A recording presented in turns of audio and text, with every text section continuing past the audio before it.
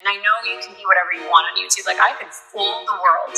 I could look like I'm a millionaire. I talk about that to people all the time. I'm like, I could fake so much. Oh, yeah. You would be astonished what I could pretend. I was an actress for many years. I could be anything. I could be lying now, but I'm not. There's definitely some hurt involved here. I just feel I was duped, and it's not a right thing. Literally almost like we had an MLMer in sheep's clothing here the whole time.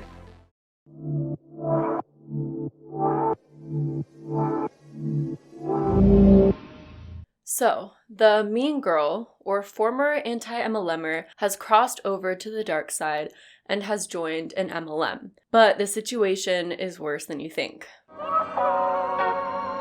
So I really did not want to make this video for a few different reasons. I do not like conflict. I normally try and avoid it, but I had no idea how bad the situation really was.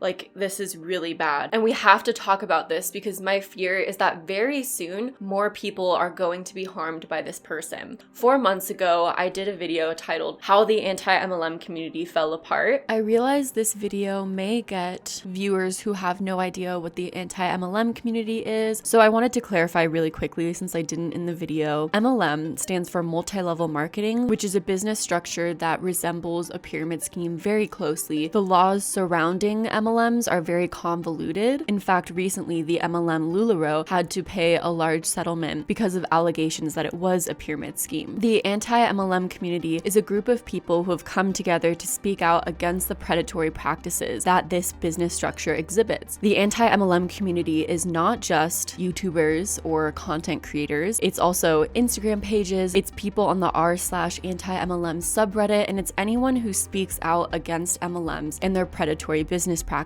We all care a lot about this issue because we have either been affected by it personally or we have had close friends or family members get into debt and lose a lot of money. There are some well-known statistics on MLMs that I'll just repeat again for people that may not have heard them, which is that the FTC has found that 99% of people in MLMs lose money, even though MLMs often sell the business as this magnificent opportunity where you can make so much money. That's usually and honestly never the case for most people. Most people lose money in MLMs and damage relationships along the way. And the anti-MLM community wants to speak out about that until MLMs are no longer a problem. This creator, who we'll call Kay in this video, and whose face we will blur just as the last video. I don't know why I'm saying we, it's just me here editing, but you know what I mean. What had kind of happened within the anti-MLM community is this creator had come in, had established themselves as an expert, particularly in the legal aspect of MLMs, and they developed an audience and supporters who resonated with what they had to say, who thought that they were well-spoken, well-educated, and provided a valuable voice in the anti-MLM community. You are ultimately either screwing one of your friends or family out of their money because you know the probability in the statistics that close to 96 to 99% of people who join MLMs don't make money and actually lose money. Most of these MLMs, only 1% of people actually make it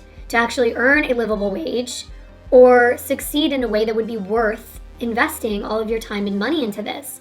I don't know about you, but I don't respect someone who's taking advantage of others, even if their hustle is paying off for them. And this creator came in, made a name for themselves, developed a membership around the fact that they are anti-MLM and they're a legal expert. And then, in my opinion, what had kind of happened is this person was trying to compete with a lot of different people, gossiping about them, spreading rumors, pitting people against each other. And then when that drama escalated and was brought publicly, this person said that the anti-MLM community is too much drama and they're leaving the community, saying things like those who'd been in an MLM are not a victim, attacking their own members and supporters on live streams. I had felt very strongly that Kay had come into the anti-MLM community, a community built around raising awareness of the potential dangers of MLMs solely for their own personal gain, and then left the community when they realized that they can't gain anything more out of the community. And so many people were heartbroken, confused, and felt manipulated by this creator. And then last week, to kind of prove my point, I guess, this creator joined Monat, one of the most controversial MLM companies out there. It'd be one thing if you were walking into that clueless, but the fact that this person has done countless videos looking into the legality of MLMs, looking into the stats, looking into the recruitment practices, claiming themselves that this business practice is very dangerous, claiming themselves that Monat is one of the worst MLMs out there. I tried Monat. Monat! No, I do not recommend it. Do not. Is it right here? Yeah, a part of my hair burned off. Like, it look at that. It, came off from the middle. And then I looked it up, and this happens to a lot of people. It just starts breaking, and they call it baby hairs. And it's not baby hairs. It's literally your hair breaking from the middle.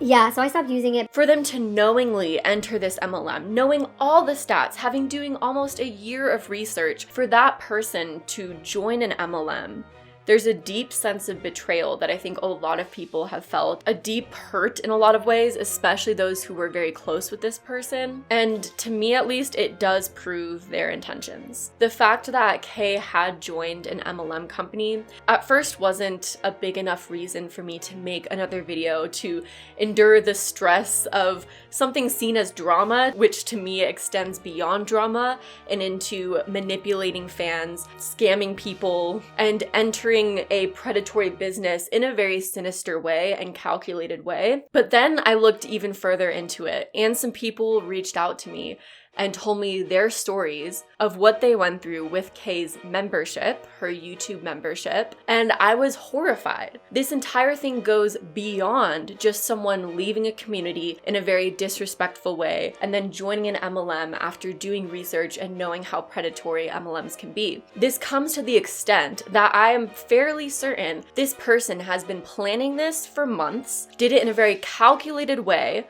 for their own personal gain, and along the way have scammed people, one person in particular, out of $500 under the guise of her being anti-MLM and helping them with their business. So as I'm sure you can already tell and can already see, this is going to be a very, very long video with a lot of twists and turns, a lot of things even I never expected this person to do, a lot of heartbreak, and most importantly, a lot of facts. So strap in, it's gonna be a bumpy ride.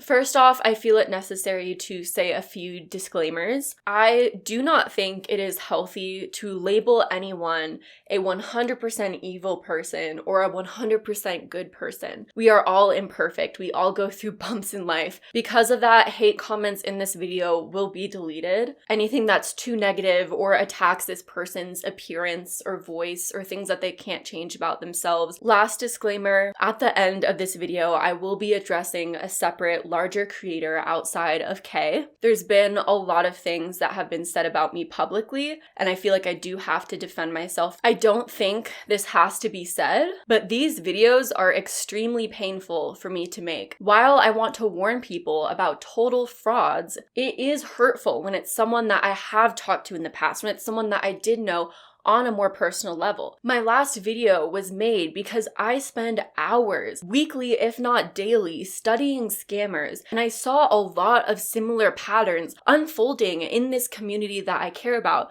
with this particular person. And I wanted to warn other people about it. I was only doing what I have always done on my channel, which is talk about bullshitters, basically.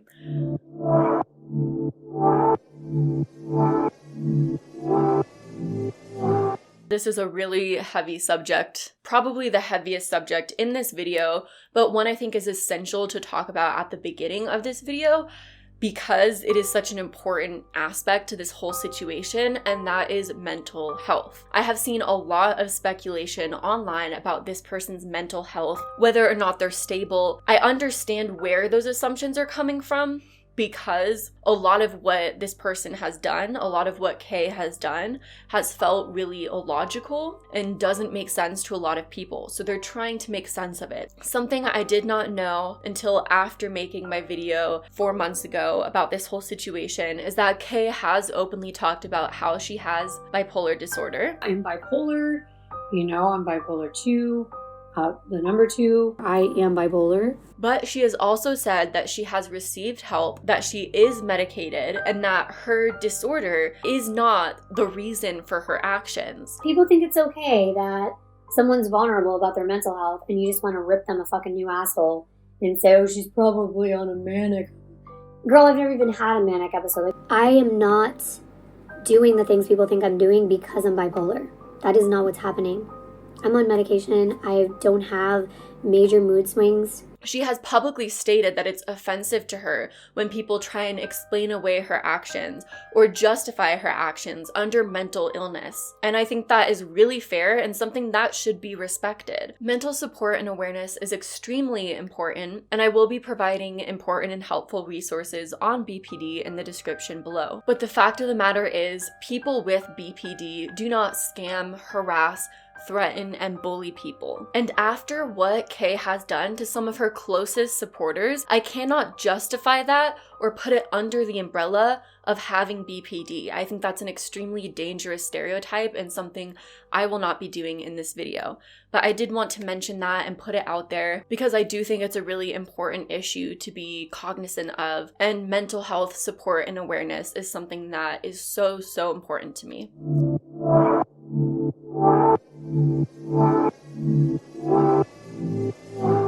What I'm going to say next is specifically for Money Market Partners. You have it easy. The product fucking works. I don't know. I'm so sorry that I don't know that. There's also a link for a one-on-one with me because I do one-on-one consultations for social media success. First, let's discuss what Kay has been up to ever since the last video that I made. Kay had a YouTube membership at the time that she completely stopped being active on whatsoever and kind of left everyone in the dark, continuing to pay for her membership but not getting really anything at all out of the membership. And her first video back was a video on echo chambers. So what is an echo chamber? We're going to be real basic and just go off of the Wikipedia definition because apparently that's all the research I do anyways. In discussions of news media, an echo chamber refers to situations in which beliefs are amplified or reinforced by communication and repetition inside a closed system and insulated from rebuttal. So basically, when you make a video and then you don't allow anyone to dislike the video because you turn off likes and dislikes, so there can be no feedback on that. Or when you delete any sort of negative comment on your videos, any sort of comment that makes you look bad or shows when you contradict yourself. Those things could be considered an echo chamber. Then Kay moves on and tries a variety of different content, mainly just true crime and kind of advice-oriented videos. And no, I was not keeping up with Kay this whole time. Just right before this video, I had to do research on Kay's recent videos. And no, I did not enjoy it. It was very painful, very long videos, lots to sit through. Not the funnest experience ever. So then anyways, shortly after, Kay's content takes a complete nosedive into the territory that I was exactly expecting she would go into. And this is where it gets really bad. How to make money from home. 0 to thousands in a month. Make 100K in 2021. My road to 100,000. Episode 1.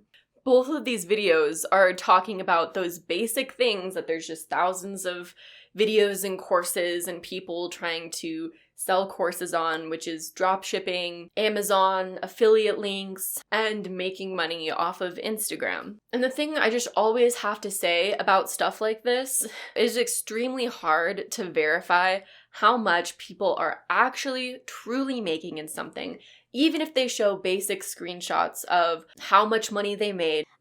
This right here is what I made the first year that I opened my online business. I had been doing YouTube for a few years, 2 years, and I was making affiliate sales. Not only can those screenshots be doctored, but also it never really breaks down the cost of production and advertising and the money they lost. So people could be giving you advice that's actually terrible. Virginia says, hi, question. Do we have to fill out the W-9 if you're an affiliate with Amazon? Or is that just, I believe you do because I think you do because I don't know. I'm so sorry that I don't know that.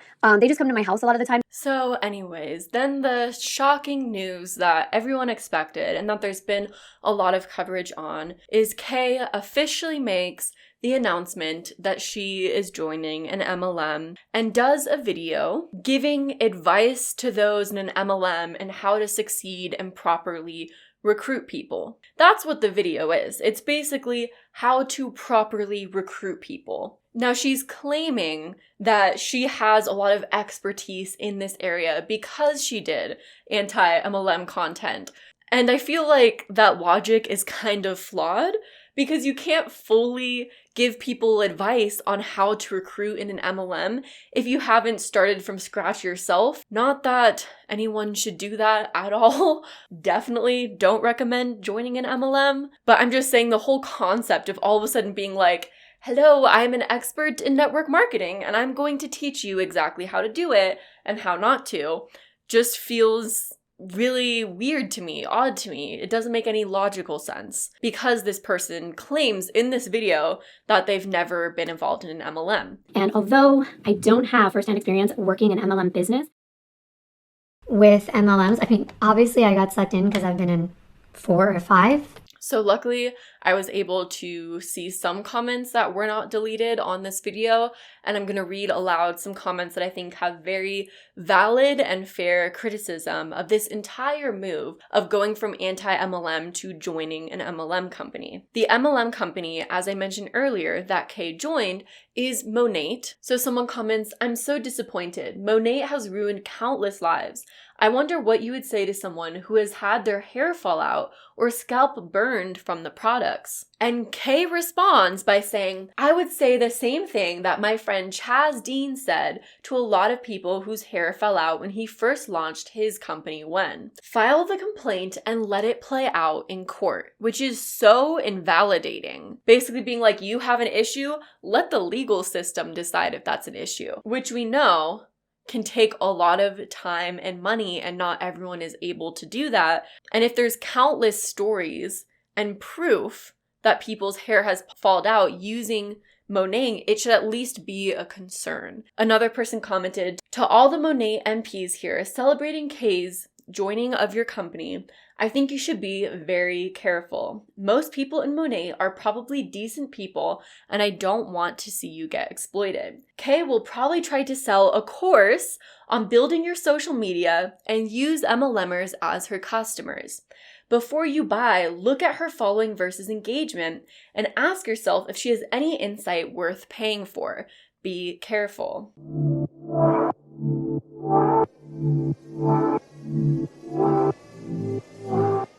So, just for future purposes, I would be extremely wary of any course this person is selling that has to do with business, especially YouTube and analytics. Just off of what I know, I don't believe in anything that this person says in this video. So I would be wary of any potential future course they would create. I'm just gonna put that out there. Before I get into Kay's Instagram post on this whole situation, I think now after that comment is probably a good time to mention my theory on all of this. I do not think Kay joined Monat to make money off of Monat. I do think this decision was very deliberate and planned out for an entirely different reason. Kay was trying to sell courses to the anti-MLMers who were in her VIP group. She was trying to get a course together for how to succeed on YouTube. But as we know, anti-MLMers are a lot more skeptical with things that sound too good to be true or don't have a lot of proof or evidence or are making kind of big claims without backing it up or having a solid plan in place. So all of a sudden, Kay leaves the anti-MLM community and joins Monat and is all of a sudden pro-MLM. We know the fact of the matter is 99% of people in MLMs fail and lose money in their business venture. Now, a lot of people think that Monat will put a bunch of customers under Kay so that they can prove, oh, look, this person was anti-MLM, but they just didn't know the facts. They didn't know how much you can make. Now they join Monat and look at how successful they are. That is 100% a factor, but I do not think that was her motivator in joining Monat. Reality is MLMs, like any other business, do have a conversion rate. You do have to convert leads to prospects to customers. And the reality is, when you look at Kay's engagement, it is like 0.1% engagement. And usually off of engagement, a general rule is 1 to 2% conversion. With an MLM and the amount of upfront costs required, the conversion rate is probably even less because it's such a heavy commitment. So if she's only getting on average 100 to 200 likes per post, out of those 200 people that are engaging with her content, only 1 or 2 will probably convert. And that's on Instagram. On YouTube, it's even harder because you can't really engage in a sales process via YouTube. So in my opinion, the likelihood that she would genuinely succeed in Monat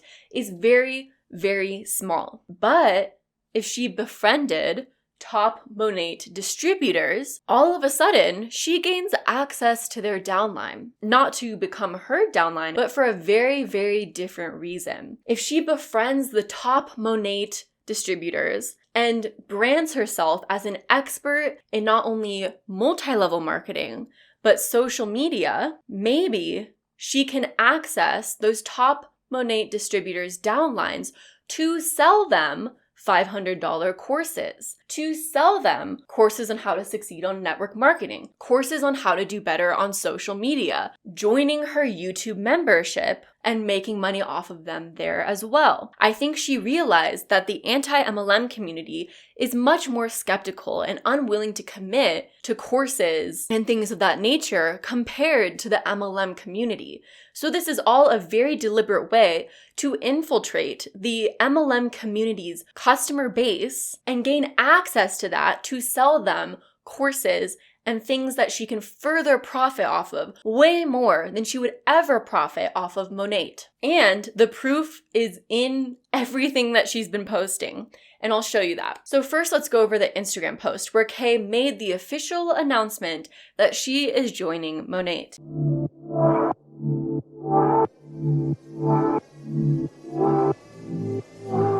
Of course, there's a picture of her, and then the first paragraph is definitely the weirdest one and the one we have to break down the most. It starts off by saying $6,541.86. That's how much money I made off of YouTube videos, humiliating, hurting, judging, bullying, and belittling women, and showcasing Monat Official in a negative way. And that's how much money I intend on paying back. First off, it's interesting because paying back $6,000, does that mean if you sell Monat products, you're not going to take any profit from that? And if that is the case, and she's not making any profit off of it, to me, that clearly shows that her main intention with this is to gather people for her courses. And that's really where she thinks she's going to be making the most money. On top of that, she groups in bullying women with showcasing Monat in a negative light, which to me are two very different things. One is a very serious accusation of yourself and what you did. And to be honest, I wasn't a huge watcher of her content. It was a very different style than mine. I was working on my own stuff. So I don't know if she did that. If she did that, that's on her. It is not indicative of an entire community. Because you feel you bullied, harassed people, and made fun of them, all of a sudden anti-MLM as a whole is doing that. Rethink yourself, but also that all comes back to the whole topic of changing the narrative, talking about well-studied statistics on the dangers of MLM companies, or discussing the predatory practices of MLM companies, which there have been countless articles, research. There is so much valid criticism to MLMs, and that all falls under anti-MLM. And to call all of that, an extremist group, as she did. My previous anti-MLM, which I don't believe in anymore because it's an extremist group of people that I just don't believe in. and B, hate, negativity, bullying is very intentional, and it's very much a way to change the conversation to make it all sound like she's on MLMers' side, when really all she cares about is further profiting off of MLMers who have been scammed by their MLM companies as well. I wish I could simply write a check to Monat for that amount, but as they say, my money is all tied up. But I thought you were an Instagram expert. I thought you were an affiliate marketing expert.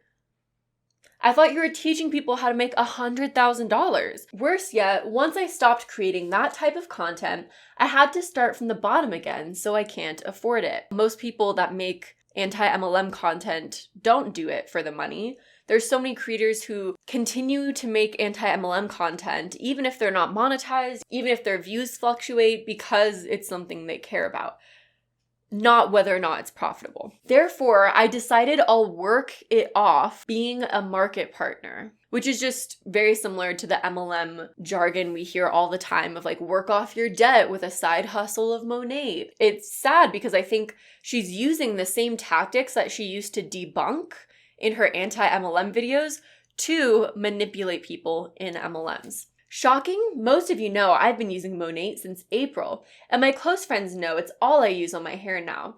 To my surprise, it actually works, and I share what I love. This is my decision. Not even my closest friends and family know I'm doing this. I did not want anyone to influence me.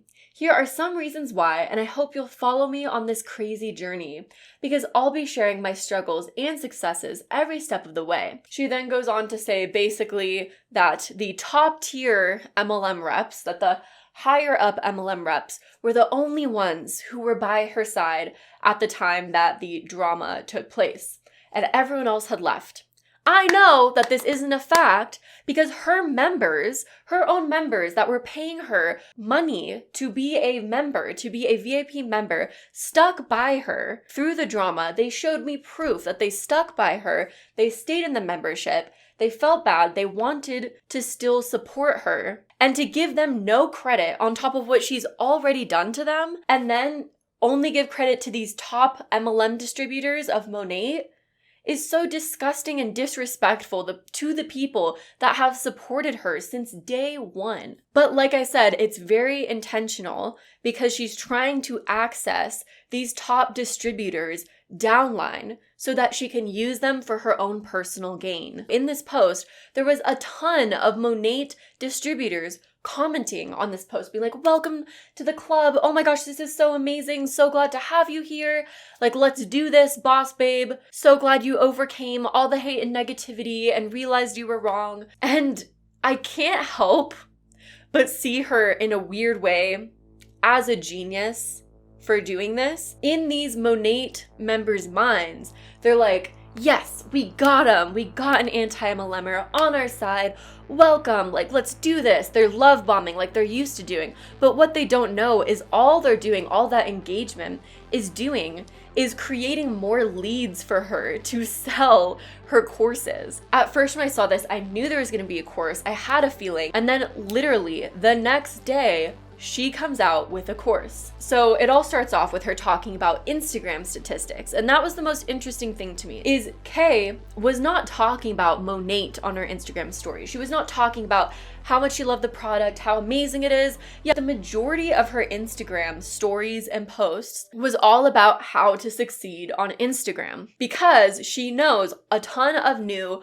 Monat members are following her now. Monat is one of the largest MLMs, so there's a lot of members in that pool to recruit into your courses and YouTube membership. So all of a sudden she gets all of these new Monat members, and instead of trying to sell product to them, she's talking about how to be successful on Instagram.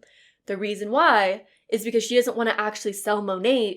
She just wants to profit off of Monat members. And then she announces her course. Yes, already she has set up a new YouTube membership for MLM members and a course. Now the thing is, setting up a YouTube membership and a course takes time. That takes a lot of time. So the fact that she was immediately able to come out with it right after announcing that she's a market partner means that this has been in the works for a very, very long time. It has been planned. Talking with people who are in her old membership and who purchased her How to Succeed on YouTube course, it seems like even from almost August, she was saying that she was working on a website for courses on social media. And so I can't help but feel like maybe that's when this plan started to go into effect. So now her YouTube bio reads, business and social media tips. Entrepreneur. So it doesn't say Monat member, buy my Monat products, because that's not what she's doing. It's business and social media tips because she wants to sell to Monat members. Sharing the wealth, boss babe. No BS, actionable advice to unlock your potential. CEO, her company. Click the link for advice and more about me. All of the freaking scammer buzzwords for selling a course. So then you click on the link in her bio and it says, choose your own adventure. Choose a link, any link. Help my social media. That's the first one because that's her main focus. Underneath, help my hair. Underneath, help my skin. And underneath, find a new addiction. So yes, while she is recruiting under Monat, while that is a potential income stream for her, the main purpose of all of this is to sell a shitty course to Monat members. I kind of predicted was her main focus in general months ago. So just for future purposes, I would be extremely wary of any course this person is selling. I'm just gonna put that out there. Because you can see the signs. You can see the signs with people who end up doing shit like this. So I clicked on help my social media and she has a new course website. You can do a basic social media audit, a 30-minute social media audit, and a 60-minute social media audit. The basic social media audit is 15 minutes for $15. And it's supposed to be like a personalized help with social media, very similar to MLMs and how they're supposed to be personalized. So it's all targeted towards people who are used to the MLM structure, that individualized customer service type of structure. And it says, this basic social media audit will consist of me looking over the account you're interested in improving and providing you a detailed voice memo, at least 15 minutes of advice, with actionable steps you can take to improve your content, reach, and growth. If you are looking for more in-depth advice, please check out my other audit options. The next one is a 30-minute social media audit for $30. This 30-minute social media audit will consist of me looking over the account you're interested in improving before our Zoom call. On our call, I will go over your account with you and provide in-depth, actionable steps you can take to improve your content, reach, and growth. If you are looking for even more advice, please check out my other audit options. And then the 60-minute social media audit for $97. This 60-minute social media audit will consist of me looking over any and all of the accounts you are interested in improving before our Zoom call. On our call, I will go over your accounts with you and provide in-depth, actionable steps you can take to improve your content, reach, and growth. The craziest thing about this is later in this video, coming up pretty soon, I'm going to talk with someone who did her course, who paid $500 for her course, and it's the exact same thing that she is trying to sell right now.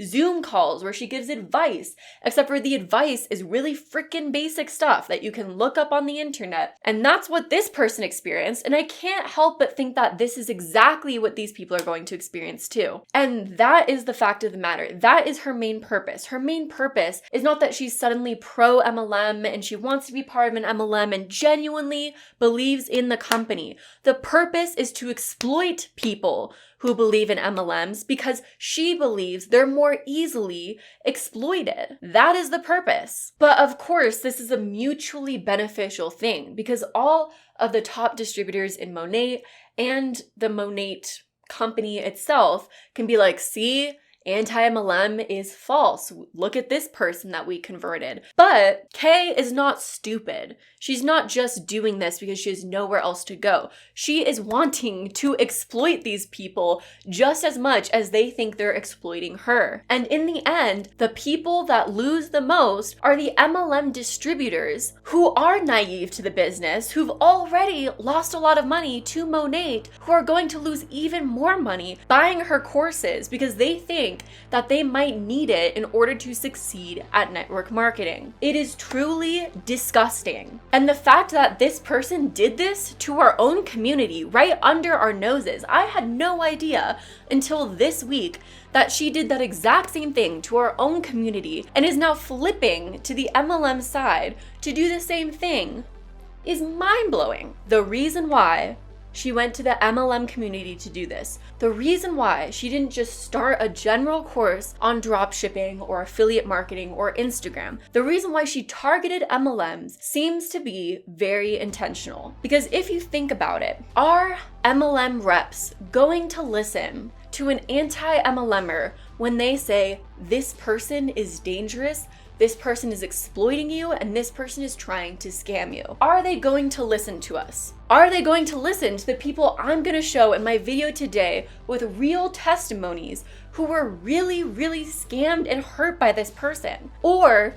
are they going to just continue going along with what they have been told, that anti-MLMers are just hate and negativity and you shouldn't listen to them? And they're just talking down on business people and women in business because we are somehow women haters, even though the majority of the anti-MLM community is filled with women as well. The fact of the matter is she went to MLM intentionally because there's a barrier of communication that has been intentionally placed by MLM companies and top distributors so that MLM reps do not listen to anything that anti-MLMers are saying. And if you are an MLMer and are watching this, if you're a part of Monat, please, we are on the same side.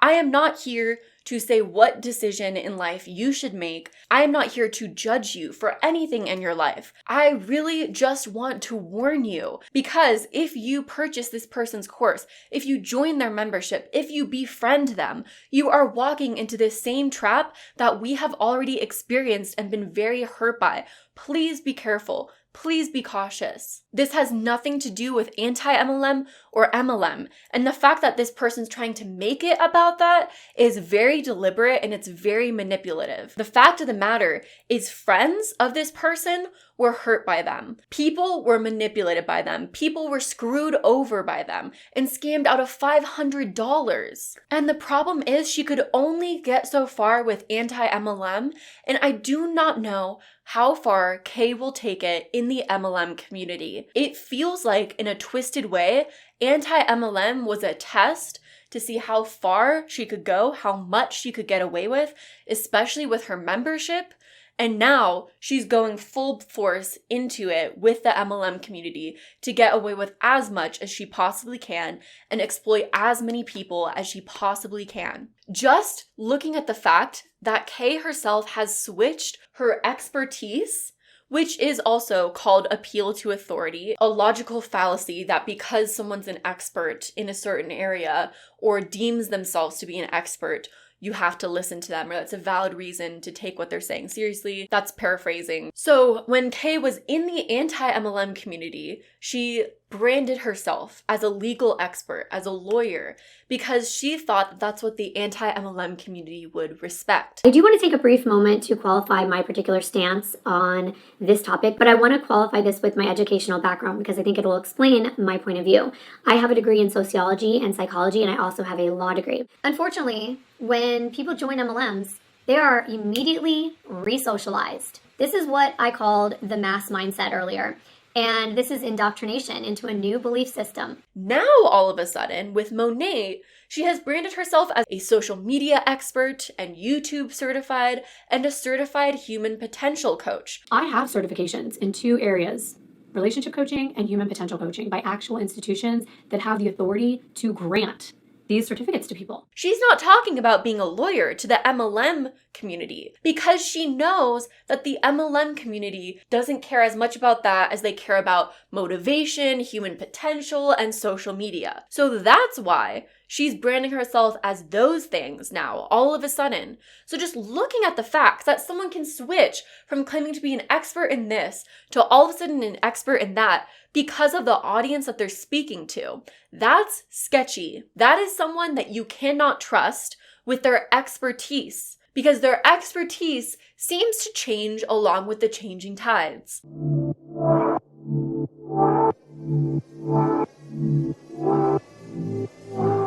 If I went to a doctor and had whatever procedure done and it was botched and it was horrible, I have every right to caution people. I can go on Yelp, I can, whatever, because I don't want someone else going to them to get hurt. It's no different. This is not hate. This isn't bullying. I'm like hardly in there anyways. I've been a little bit lax on that lately. I have this anxiety every night. Oh my God, people are paying for my membership. I feel like I'm not doing enough.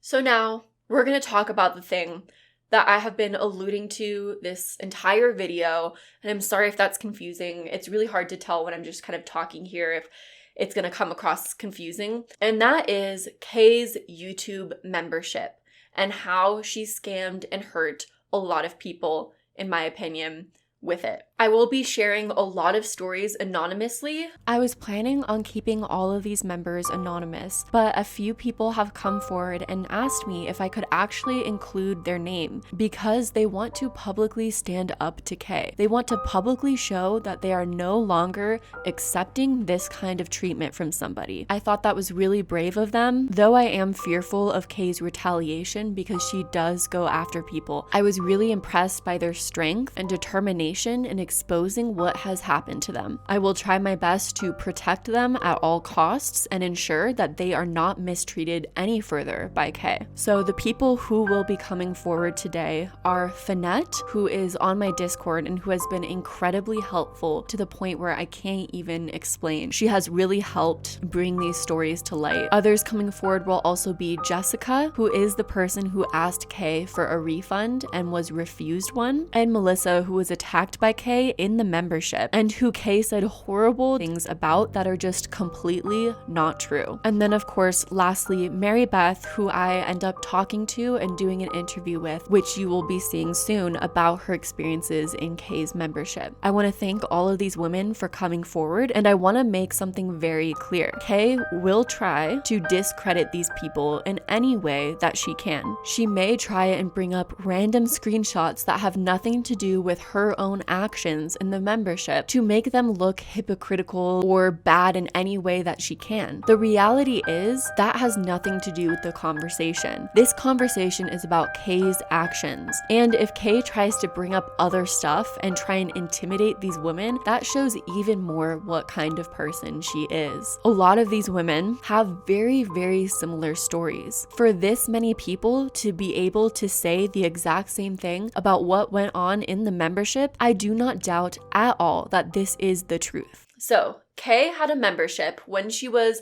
a part of the anti-MLM community, and that membership had 3 different tiers. It had a $199 tier and a $499 tier, which seemed to be basic kind of Patreon YouTube membership levels and tiers with Discord access and early access to videos and some access to live streams and all of that. And then Kay had a $20 VIP membership, and that VIP membership had an exclusive Marco Polo, an exclusive Discord, and an exclusive Instagram message conversation. And from what it seems, the main perk of this membership and the main way that Kay advertised it is that in this membership, you would get business advice. Join my VIP membership for my Fact Finders Elite, where you will get a behind the scenes look at how I run my cell phone case company, as well as advice and tips for starting your own YouTube channel or your own small business. Look below for that link. I have 3 different tiers to that membership. So you'd get YouTube and business advice from her because she was a business owner who was successful and a successful YouTuber.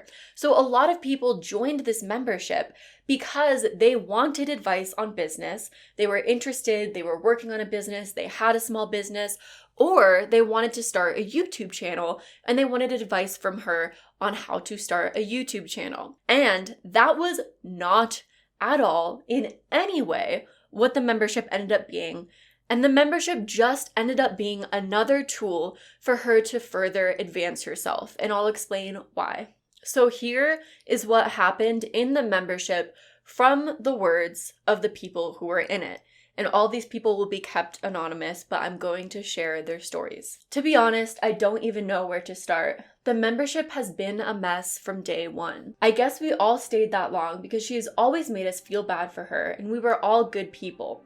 I've stayed friends with quite a few of them. Basically, what happened within the membership, to sum up, bashing members in front of all the members, or for one of the members, even publicly on her YouTube channel. One of the people being bashed was also her #1 customer of her brand. She didn't provide all the perks she was supposed to provide through the membership. Most of the top tier were there for business advice, and we got only maybe a few of them, during the summer. And it was mainly Amazon affiliate, magic links, and drop shipping. Are we surprised?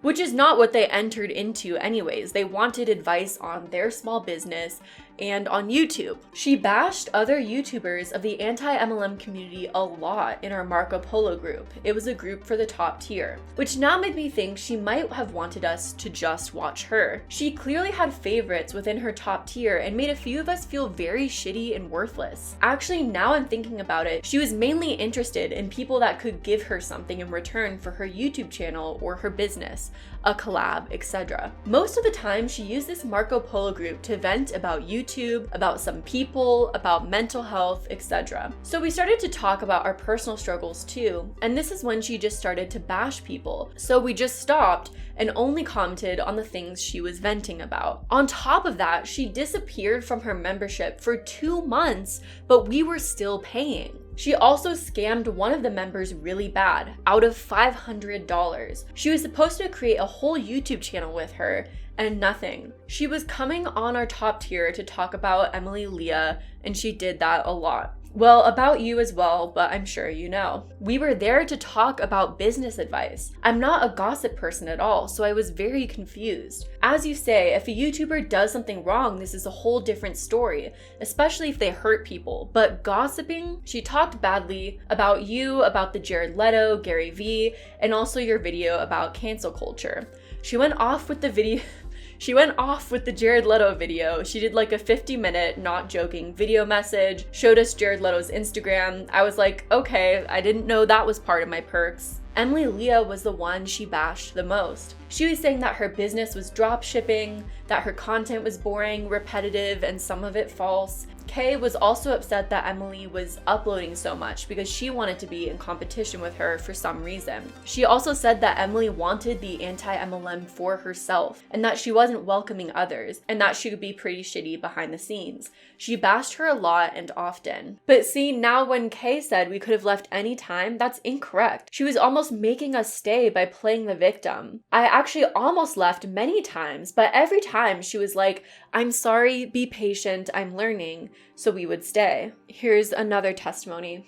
I was a member for only a couple of months. I have a lot of experience in supporting businesses in lots of industries and markets, and she is top 3 worst business-minded professional ever. It was a disaster just like my MLM history. I'm embarrassed to have been involved. I originally found her from anti-MLM videos. She was put together and had well-reasoned arguments and had a seemingly successful product-based business. I'm always looking to learn and grow and find information from smart women. The overwhelming lack of professionalism was by far the most disappointing part. She promoted a Discord for members, but used the 24-hour expiring link. It took multiple YouTube and Instagram messages to get access. The Discord was sold as a community that she would actually interact with and guide conversations. It was a free-for-all community for bitching with no moderation or organization. The more attention I spent in there, the more I realized how disorganized, fractured, and clearly overwhelmed Kay was with everything in her life. Her well thought out videos became only live streams where she would ramble and bounce all over the place. Her community chats were her babbling about the most random things, never asking questions or engaging with the audience. The only time she was in the Discord was when she was posting about a video or bitching about customers for her phone cases that were complaining about shipping. The massive amount of unprofessional behavior of Kay, hidden behind the exterior of a law school attending business owner, was by far the most disappointing part. She talks of wanting people to have come to her when they were disappointed, and no one could actually reach her unless she wanted to hear good things. Another member sent me screenshots of their interaction with Kay. Basically, they were a part of the top tier membership and became extremely disappointed in the service. And they voiced that multiple times, with Kay getting absolutely no response or a really, really crummy response in return. And she sent me screenshots of Kay talking poorly about Monat or talking about how bad it is, and even commenting on a Monat person's outfit, which is interesting. I don't know. She then goes on to admit in these messages that she's aware that her Discord is a mess. You can see it right here. She's aware it's unorganized. She's sorry. She's working on it. I'm not gonna lie. If I just came on here and I was like, hey, I'm the best YouTuber, I'm the best membership host, I would be lying, okay? So the only reason I started doing the Instagram group, it's not even in the perks. It's because I wanted to keep track of my members because I don't have a website.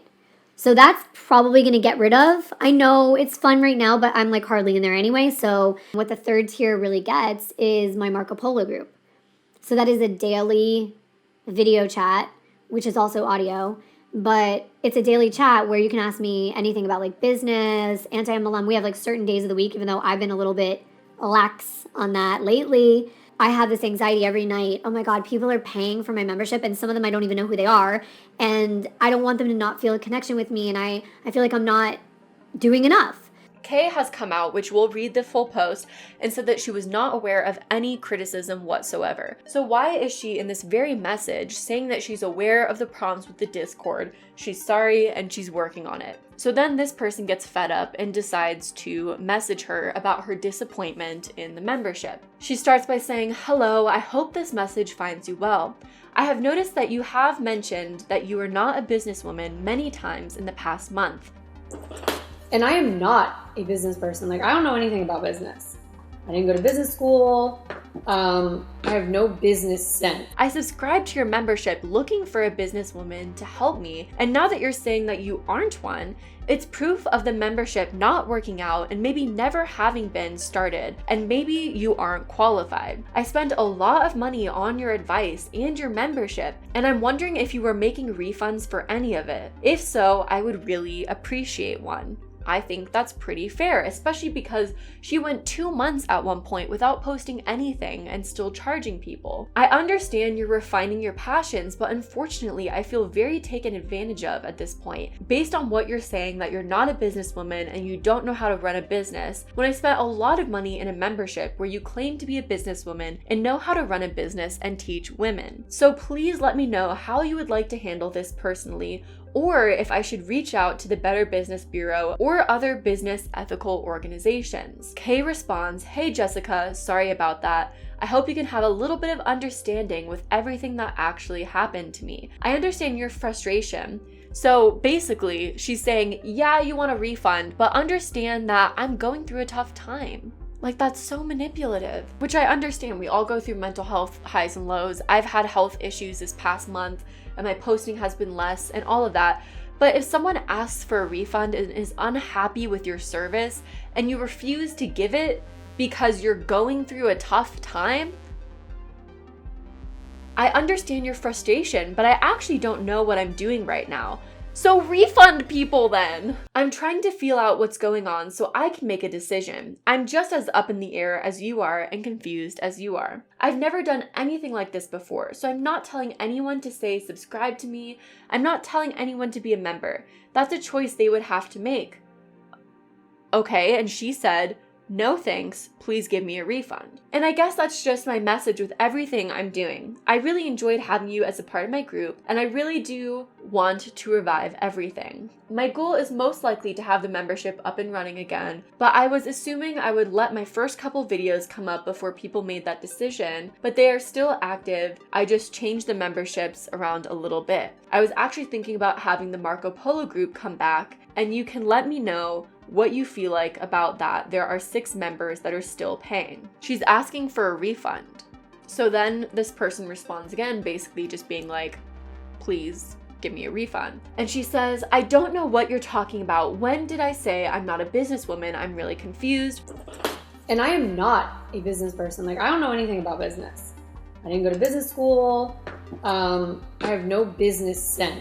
Where did you hear me say this? As you know, I've rebranded my channel and I'm going into true crime. I'm 100% a businesswoman, and I know that you purchased my membership, but I saw that you canceled, so I'm not really sure what the problem is. She's asking for a refund, not just to cancel. I believe I provided you with a lot of value at the time. I was giving my time to that endeavor. I'm going to start a business course, which, by the way, this was in November, early November, so she's been working on this for months. I'm going to start a business course, but I'm not prepared to do that right now. Financially, I'm in a really bad place in my life, to be completely honest with you. I don't have a lot of money to spend. I'm not turning a profit. It costs a lot of money to do everything that I do. All these equipment have already cost me something. I didn't know I was going to be in this spot, so I started buying things. And I will let you know, my fiance and I have other streams of income that are not online and are different, stocks and all kinds of other things. So we're not suffering like that. But my online business as a whole, it has been suffering. With what has happened to me with the anti-MLM community has put me in a very bad mindset. And I have a hard time trusting people now behind the scenes. What does this have to do with giving someone a refund who paid for your business? Who paid for your membership?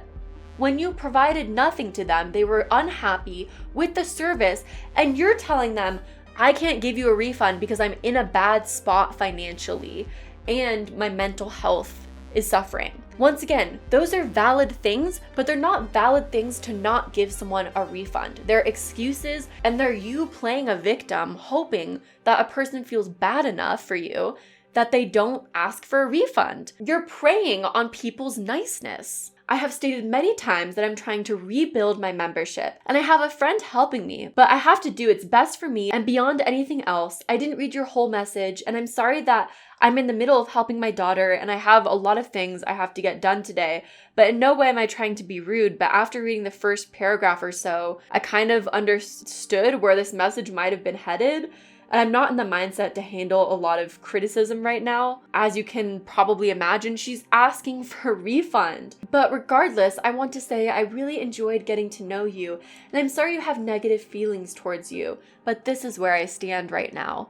It's just so manipulative. There's no boundaries because you are a businesswoman. You are a person providing a service. When you treat people like shit and justify it by trying to play on their guilt by being like, I just really enjoyed getting to know you, and I'm so sorry it had to end this way, but this is where I stand right now. You're not gonna get your money back. What a great friend. I see that you don't feel the same way. I understand you needing to rebrand whatever you need to do for you. That has nothing to do with the membership that you offered and the services that you didn't provide. You were very open about not providing those services for months. Based on these things, I feel taken advantage of by you because of this. I'm pretty sure that you know you didn't provide everything you said you would provide for the top tier of your membership. Then Kay sends an audio response. Jessica, I cannot believe you would ask me for a refund for something where you gained value. I have been going through a very hard time. I'm not giving refunds. I cannot give refunds. I don't owe anyone a refund. I gave so much time, attention, and value to everyone that was in my group. I am 100% a businesswoman. I am talking about the fact that my whole life has been turned upside down. If you don't understand that, I don't know what to tell you. You can try taking up with YouTube. This message to me was very inconsiderate, and I'm shocked that you would leave me this message. I am shocked. It's like people don't understand I'm a human being. I told you to downgrade your membership when everything was happening. I don't know if you did or not because I have not looked at my memberships since that time. I have not looked at them. And she responds saying, I find your response very inconsiderate to think that you are the only one to have your life flipped upside down. Another audio response. What would you like me to do? I'm just trying to figure out what I did wrong to you personally. I have given you a lot of value. I spent every day coming on. That is worth way more than anything you paid. I'm a certified YouTube creator. You can look at my certification. People charge $500 an hour for my advice. I was not going to bring it up to YouTube. I was bringing it up to you, but I'm sure I can bring it up to YouTube. I have you know, I am not going to fail. And if one day, for whatever reason, you want to come back and do something with me and my brand, by all means, I hope you do. But I'm not going to be made to feel like I did something wrong when I have done my absolute best to rebuild my brand after people have torn me down. Torn me down completely. This is advice coming from what I know as a person who did have a successful business. 100%. I can show you the back end of my Shopify. I don't know where this is coming from. As a businesswoman to a businesswoman, the last few months you didn't provide what you said you were going to provide. I'm not the only one that thinks so.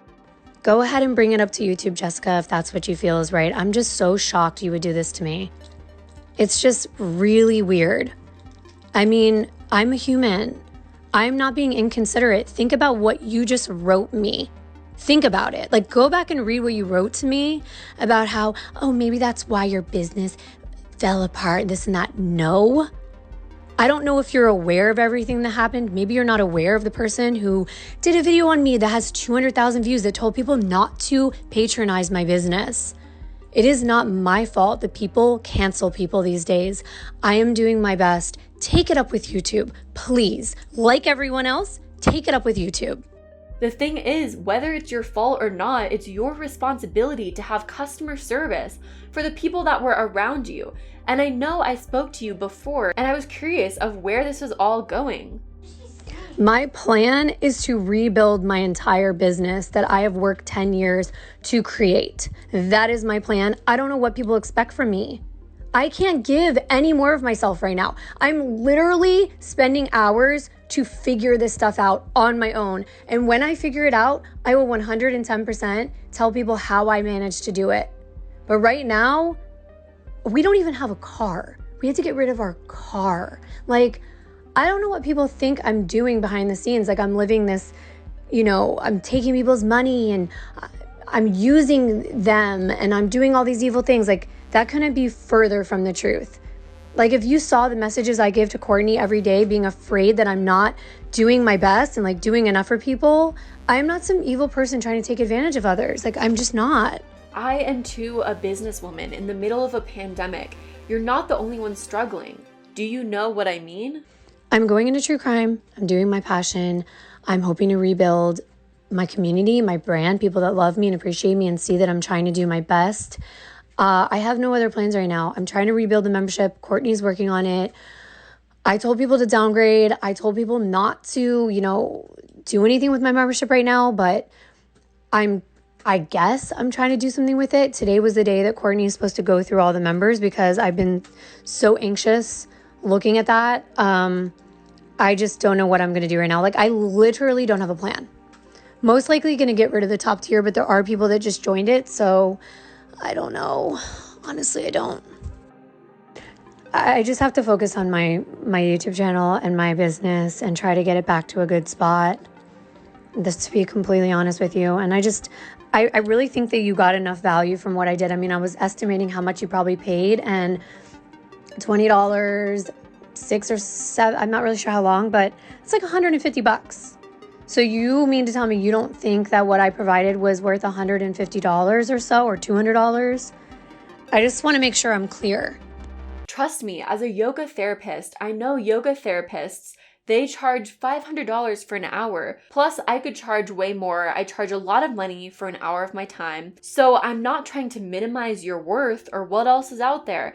I'm just saying from what you have said in your most recent lives brought this upon me questioning what your plan is, because you're not the only one struggling right now. I think all small businesses are struggling. So I think it's understandable that if you weren't active for the last month or two of the membership, I do not think it's completely inappropriate for me to ask for a refund or some sort of compensation, or at least an understanding at the minimum. But at the end of the day, you pricing things and feeling like you gave even more than what you charged isn't my fault if you also didn't provide everything that you said you were going to charge. I did many Marcos asking you for advice on things and you never responded to them. And I have lots of proof of these things, so I'm not coming out of nowhere. I'm sorry that everybody else is attacking you. I am not attacking you, I'm just asking. I'm sorry that you cannot afford to give a refund at the time. That's very difficult and I'm sure upsetting, but then you're basically asking for charity because you didn't provide what you said you were going to provide, but don't want to provide a refund.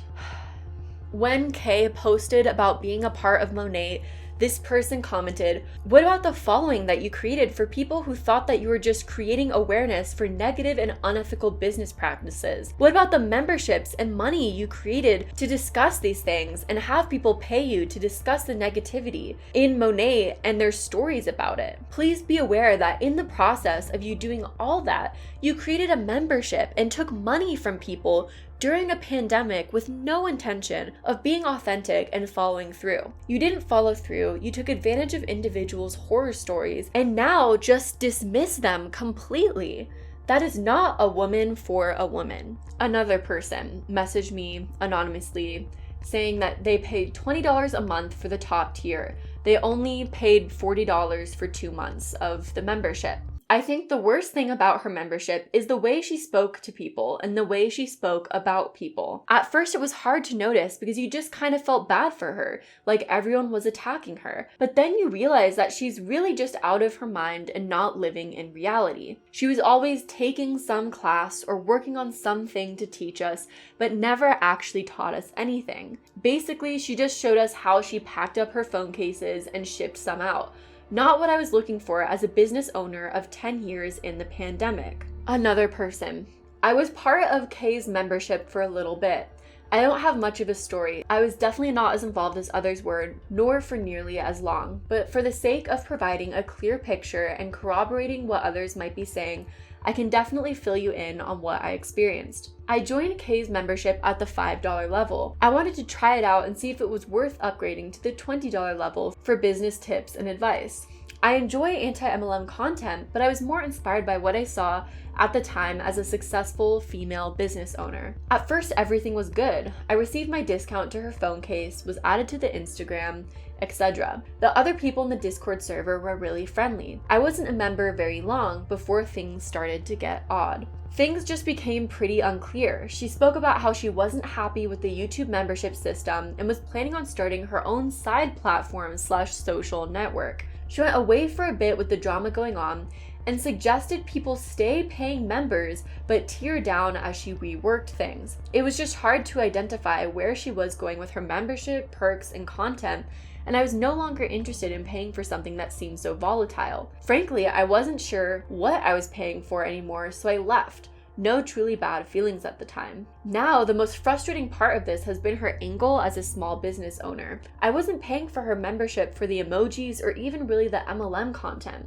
I was paying to gain more inside information on her business practices, which I think a lot of others were too. I thought I was going to be getting advice from a level-headed, educated, experienced, and ethics-focused woman. I think she gave off the impression that she had more of a plan and direction than she did. Part of me wants to be sympathetic. People and businesses change direction, but the way this has transpired over the past few days, I felt misled. She gave off the impression she really supported small businesses, not MLMs parading as small businesses.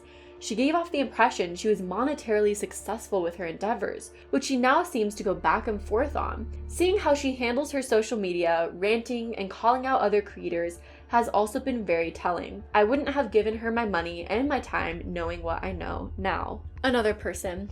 Hey, I messaged you before about this, but actually Kay threatened to sue me after I shared with people that she was no longer anti-MLM before she officially announced it. threatening DMs to me nonstop for over a day. I was in her membership. She was referring to me being the member who betrayed her during one of her videos and lives. She made me feel like shit for weeks. Her and I watched the Monations together. She threatened to sue me. It was like message after message all night. Even after that, I was like, okay, sorry. I just wanted her to leave me alone.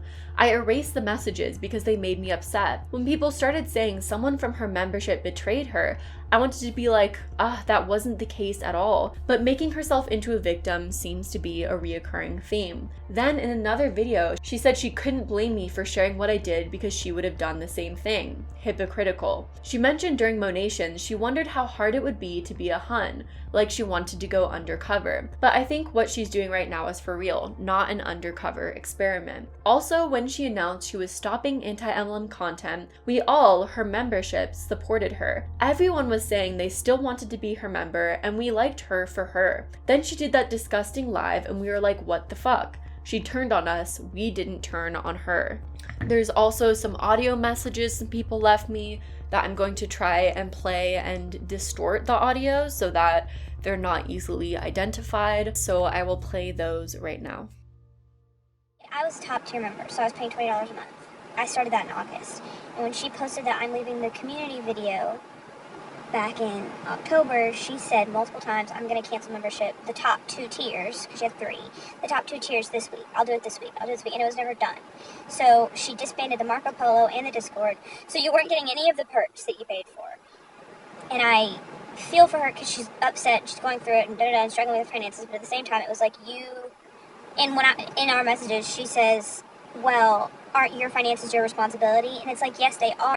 It cut me off. Basically, I was like, yes, they are, but when I'm paying for a service, and then that person who's providing the service says, I won't be doing this anymore, I will be canceling this and this. You don't expect to be charged for that anymore. So when you're charged for it 2 or 3 weeks later, and then 3 more, I was charged 3 more times, I finally canceled in January.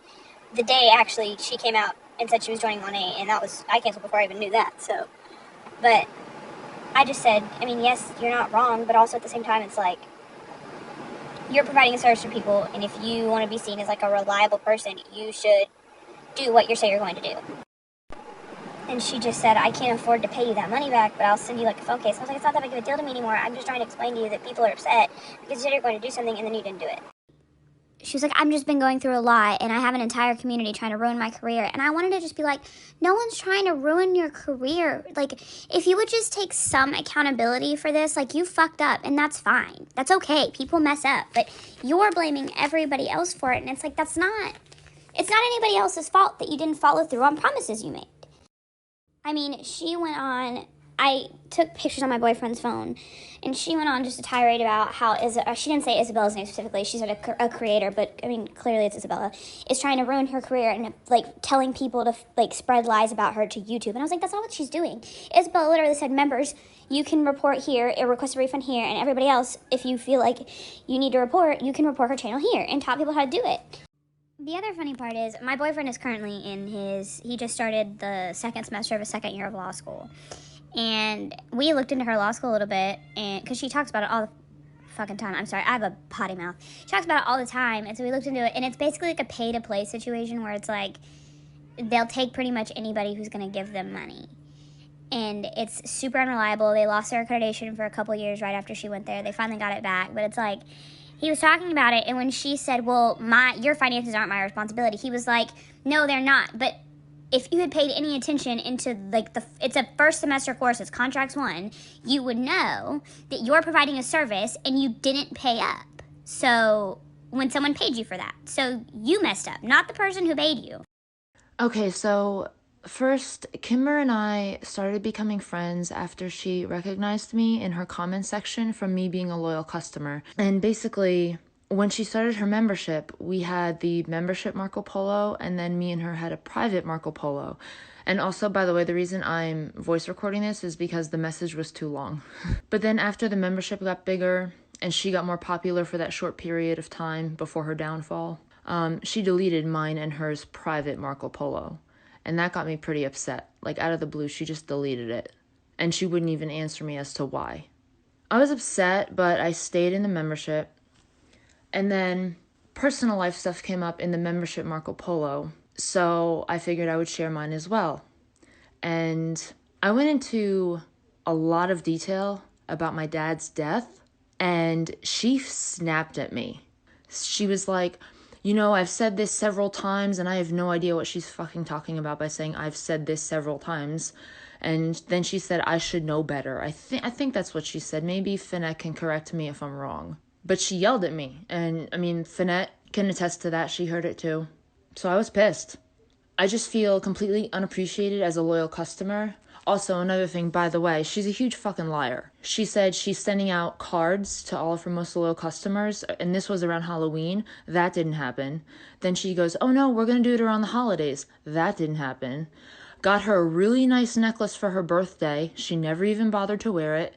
When she opened it on camera, she kind of just tossed it onto her table. And I mean, that's like pretty much it. After she flipped out on me, I flipped out back on her, and then I left the group. And then we were friendly for a little while after that, but then it went downhill from there.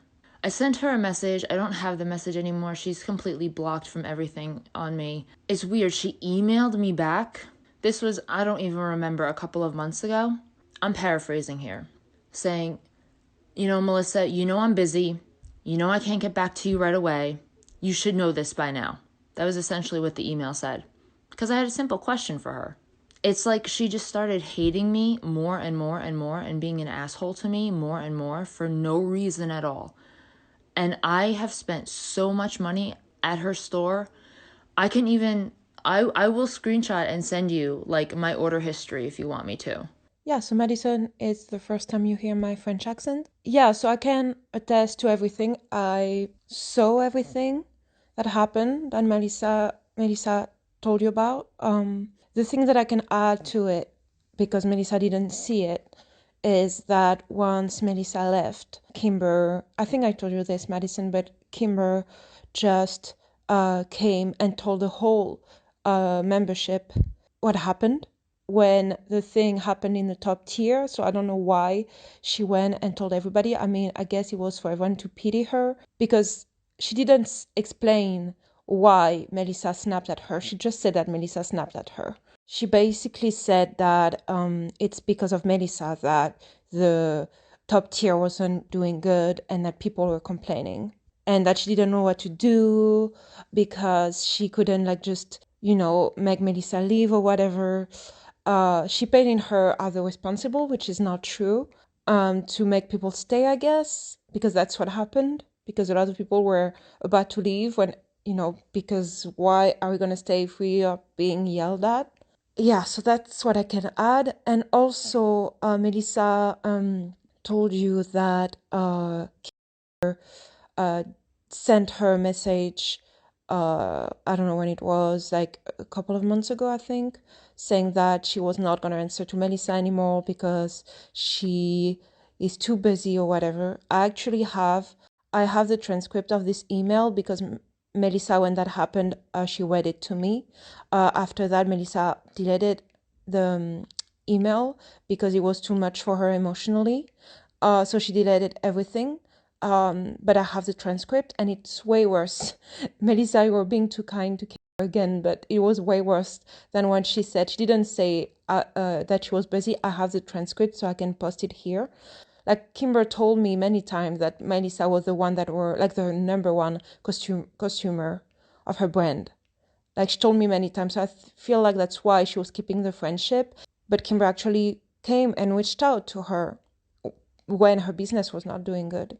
After hearing Melissa's story, something I think is really important to include is Melissa's final interaction with Kay, which I think really shows Kay's true colors. Melissa sent Kay a message saying, "This is the last thing I will say to you because I want nothing more to do with you after this. You know you've hurt me and other people and talked about us behind our backs. I was very loyal to you as a friend and a customer, and now I wish I could get all that money back because you showed your true colors and they are very ugly. You used me because you wanted my money. I've cried and lost sleep over the way you've treated me, and the reason I'm saying this is because I will not let you paint me in a false narrative when you hear and see me come out publicly. You are not the innocent one in this situation.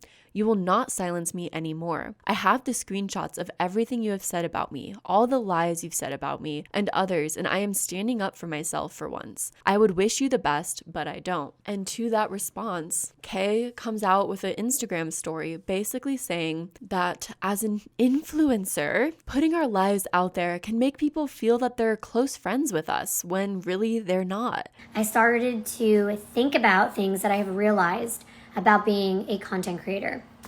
And one of those things that kind of frightens me in one way is that people believe that they're closer to content creators. Not everybody, but there are some people that believe they're closer to us than we are. So I know that putting our lives out there, people can feel like, and it's natural to feel like that, but people can feel like they genuinely are friends with us. And that can be a sticky situation. It really can.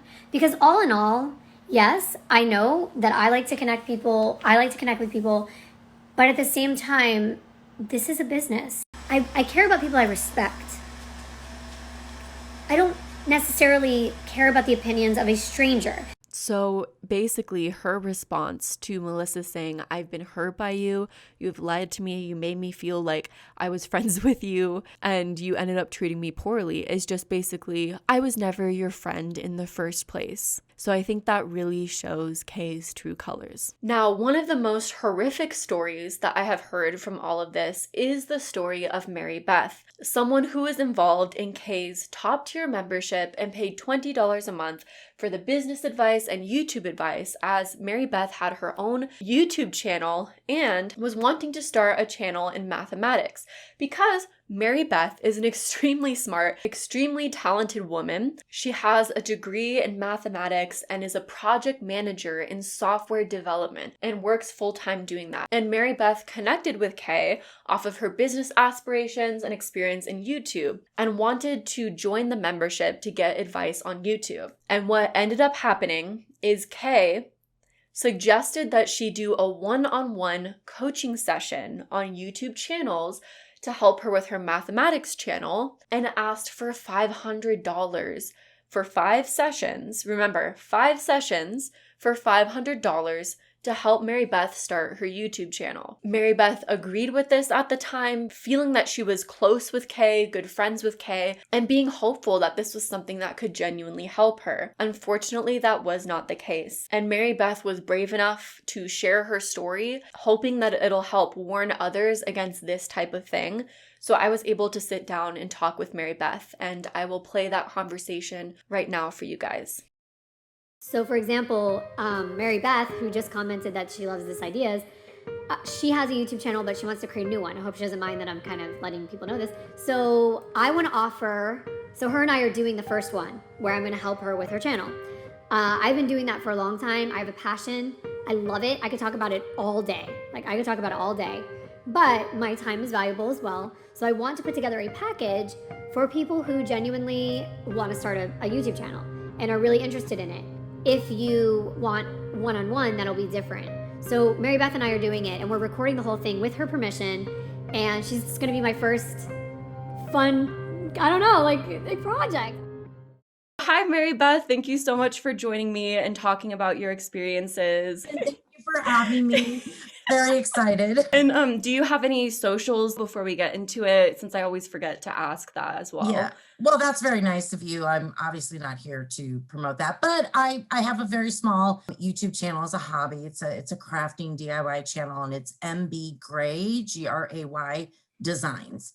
Awesome. And I'm on Instagram, but I don't post very much on Instagram. So yeah, just if you ever want some DIY advice or crafting, that's awesome. Yeah. And we'll get into more of your crafting channel and how that fits into this whole story. So why did you join Kay's membership? So I am very anti-MLM and have been for quite some time. Even though my channel is more just hobby fun, it has nothing to do with that movement. I've been a part of the movement for quite a while because I think Kiki was one, I think a lot of people, she was one of the first ones, that I saw. love her.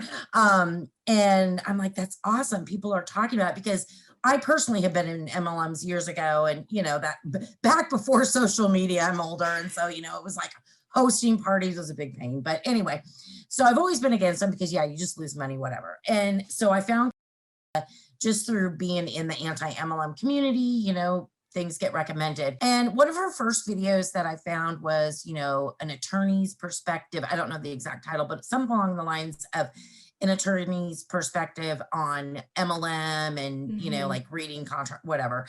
And I thought, wow, she presented that very well. That's interesting. And so I started watching her, and honestly, I liked her, and I liked her content.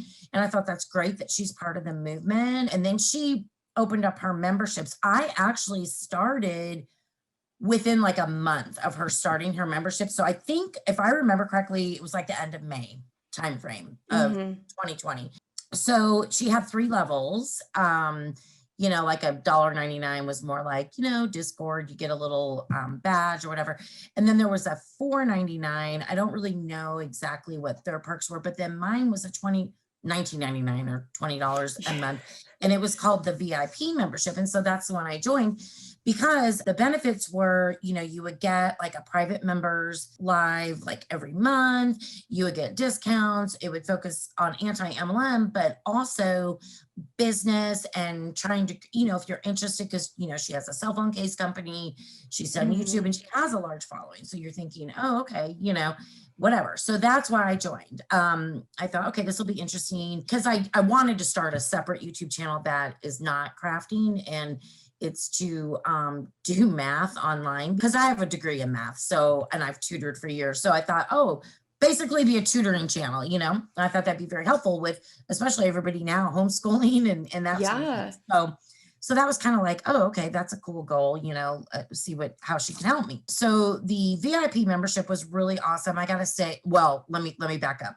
Awesome in the fact that I met some amazing people in that group, and I'm friends with them still today, because we all shared a common goal. We were interested in either growing a YouTube channel or nothing with YouTube, starting a small business or what have you. The problem was it was really all over the place, and there was no organization to the group. And so there were many, many times where, she would apologize and say, oh, she had no direction, right? And so things were falling through the cracks, and things weren't being delivered that were promised as part of, you're paying for it, right? Yeah. She's claiming, no one ever complained, but people did. So anyway, that is what it is. This is to share my story. I'm not wanting to bash anyone. It's really more factual, because I just want people to know what happened to me and others, and, advice on cautioning, maybe doing more research than I did, because there are certainly mistakes I made on this little journey. Totally. So I'll share those as well. So, we had a lot of conversations. She had a Marco Polo group for her VIP members. So there were a lot of conversations. It did kind of go off the rails with personal, people talking about personal stuff, but she led that, and so it was kind of open game for anyone to talk about anything. Yeah, you think it's like a support group too, because in a way that's what was inadvertently formed. It sounds like it was really marketed as a core, like a thing for people who are interested in business. So you get a lot of like-minded people together, and they want to support each other through their journeys in life. And so I totally, that's something I've heard from a few different people that ended up happening, and I totally get why. Yeah, exactly. So then, it got a couple months after I joined, it did get somewhat more organized, where she would ask for specific questions. Like she would have one day is for XYZ topic. So that was good, and we were like, okay, we have this question, whatever. So I want to say there were definitely some things, that we gained, right? Maybe I gained more than someone else, or vice versa, or what have you. It's just that overall, I did not see the delivery of what was promised for the membership. As a matter of fact, there was a video at the very end of August for her members where she came on and apologized and said, this has been all over the place. I'm feeling really bad. I'm not doing what I need to be doing. She goes, as a consumer myself, I would be very upset. So she was admitting, this is not going well, basically. She got one of the members that really helped her out to try to start to coordinate things. So then she went down a path of, well, I'm going to build my own website because YouTube takes a certain percentage and, whatever. I want to move my membership to my own website. So my fiance was helping me create a website, but because he's done that in the past, but I used to be a web developer. So it's actually it makes more sense to have me create it because I'm faster. So I'm going to be working on that within the next week.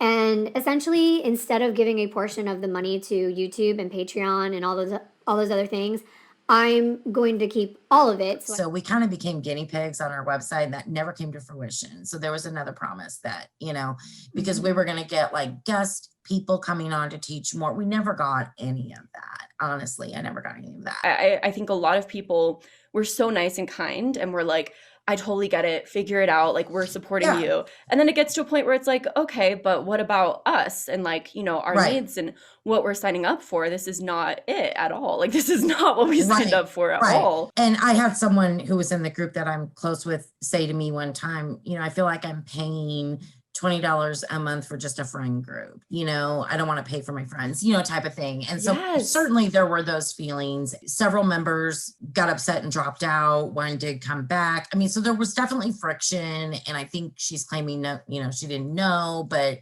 I find that very hard to believe just because I saw it all and I'm not the one owning, the membership. Yeah. It's also kind of your job to know, like if you're running a membership. And maybe ask, how's it going? Are you guys happy or, that sort of thing. And I'm sure, a lot of people didn't want to say anything because sometimes that's hard, and you're just kind of like, I'm going to let it ride out and see, what happens. After that, we were several months in and I asked a question. I wanted to come up with the math channel, which by the way, I haven't done yet, but I wanted to come up with the math channel, and I asked her on the Marco Polo, do you ever offer like a one-on-one session? I thought, oh, maybe, she could give me some tips and advice on that sort of thing. I have a YouTube channel. I kind of know what I'm doing, but this is a little different, because I'm actually offering more of a service. Like when I would talk to her, she's been on YouTube for a really long time. And so like I would come to her for advice before I kind of started getting red flags and sort of backed off a little bit. And because, it's from your perspective, it's like she's been on YouTube for so many years. Yeah. She's had a lot of, successes and then, stagnation, but still there's a lot of experience there. And like, and so I want to learn from that. Of course, it makes total sense. Yeah. And she said that she's YouTube certified. She went to some class or something. Granted, I think you also have to understand your customer because I already have a channel. I know how to set up a channel. I already have Amazon link, affiliate links. I already know how to look at my stats. I am monetized. It's a small channel, but still, I kind of have my feet wet. So monetization's a big deal. Like it's really hard to get. It shows that you have enough experience to get to that level, Right. And so she said, oh, this is how it was presented. Yes. I definitely do one-on-ones. I've done many before. I have a core, I have curriculum that I've developed. I would love to help you get started, blah, blah, blah. And I said, great, I'd love to know more about it. So we went offline off on Marco Polo because it was just, between her just texting, talking about it. And she came back to me and said that her course is 5 1-hour sessions and it's $1,000. And she would do like a session, wait maybe 2-3 weeks, and we would do another one, etc. Right? Because you would have homework and whatever. Yeah. She said, but because you are a VIP member, and I also want to, if it's okay with you, I would love to record the sessions because then I can offer them in my website for people to pay to watch me help you, basically. And I said, yeah, I don't care if you record me. And so she said, I will do it for $500. And I said, okay. Now, I do want to say, because I'm not ignorant, but I really want to point this out to you and your viewers, is that I already saw the signs of just a very disorganized, in my opinion, membership. I should have known better. I should have known, well, then how do I know this is going to be, you know what I mean? But you have to understand at the same time, we all became pretty close. I considered her a friend. I really liked her. I had a lot of trust, in that. So lesson learned. I definitely should have maybe researched. I don't know, how I would have researched that more, actually. I mean, yeah, it's just a shame. And I think, with a lot of other creators who were really close friends with her, they can probably totally relate to how I would see it if I was in the membership is I want to support this person. I do think they're educated in a lot of ways and they have a lot to give. I want to see them succeed. And, for me too, like I saw red flags in terms of friendship, but still let some things happen. I do feel, and again, this is not to hate on anyone, bash anyone. I'm explaining me and how I feel. At this point, I do feel I maybe was, I think lied to is too harsh of a word, but just maybe wool pulled over my eyes a little bit, if that makes sense. So was I a little upset with myself? Yeah, but I'm really not now. Now the whole reason for this, like I said, is I just really want to make people aware, and it wouldn't be just with this person, but with any type of a situation like this. I should have maybe known things weren't organized. Maybe I should have questioned that a little bit more. Maybe I should have asked to see curriculum first, or you know what I mean? Mm-hmm. But that's hindsight. Hindsight's 2020, right? For a reason. So I said, okay. And I paid her via PayPal because it wasn't like, oh, go on my website and enroll in my class. It wasn't like that. So then the first thing was a questionnaire. And the questionnaire literally, do you have a YouTube channel? What's the name? How many times do you see where I'm going with this? Yeah, you know that. And here's where we're at. So I felt like I'm not really sure how that's going to help, but that's okay. I'm going to roll with it. Right. So then I was given homework, kind of upfront, like before we do our first meeting, which is totally awesome. I would like you to do a few things. Okay, great. So set up a separate Google account, and find creators that are in the math tutoring arena, what I'm interested in, right? And watch them under this spy account, basically. And I'm like, okay. And she goes, and do not do any interactions, no likes, no comments or whatever. And I think she was getting to the point where I do understand this, where it's more like you'll see how YouTube will start presenting you with similar, and maybe that's what it was, because my normal YouTube channel would have been clogged up with other things that I watched, So I think that's kind of what a lot of it was. And that's fine. And, I guess that's beneficial.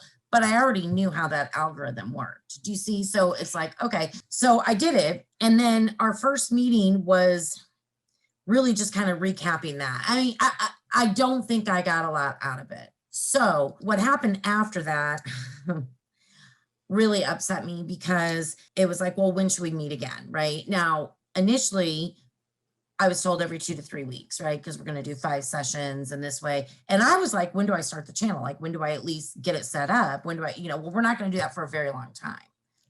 Okay. Which I didn't understand because, I just didn't understand, but okay. I just didn't feel like I never got like an outline agenda. These sessions cover this, this, and this.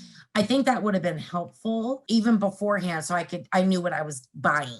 You know what I mean? Because had I known, it was more understanding how videos will show up if you watch certain kinds, and kind of algorithm things, and how to set up an Amazon affiliate link. I mean, I already know that, right? I already have a small channel. So maybe it would not have been the course for me.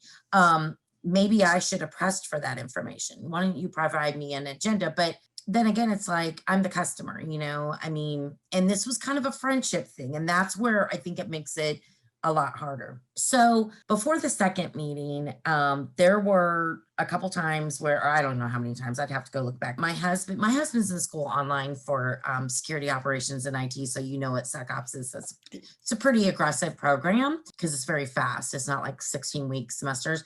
Anyway, he was in like a calculus class. And so I'm frantically tutoring my husband in calculus. You know what I mean? That was fun.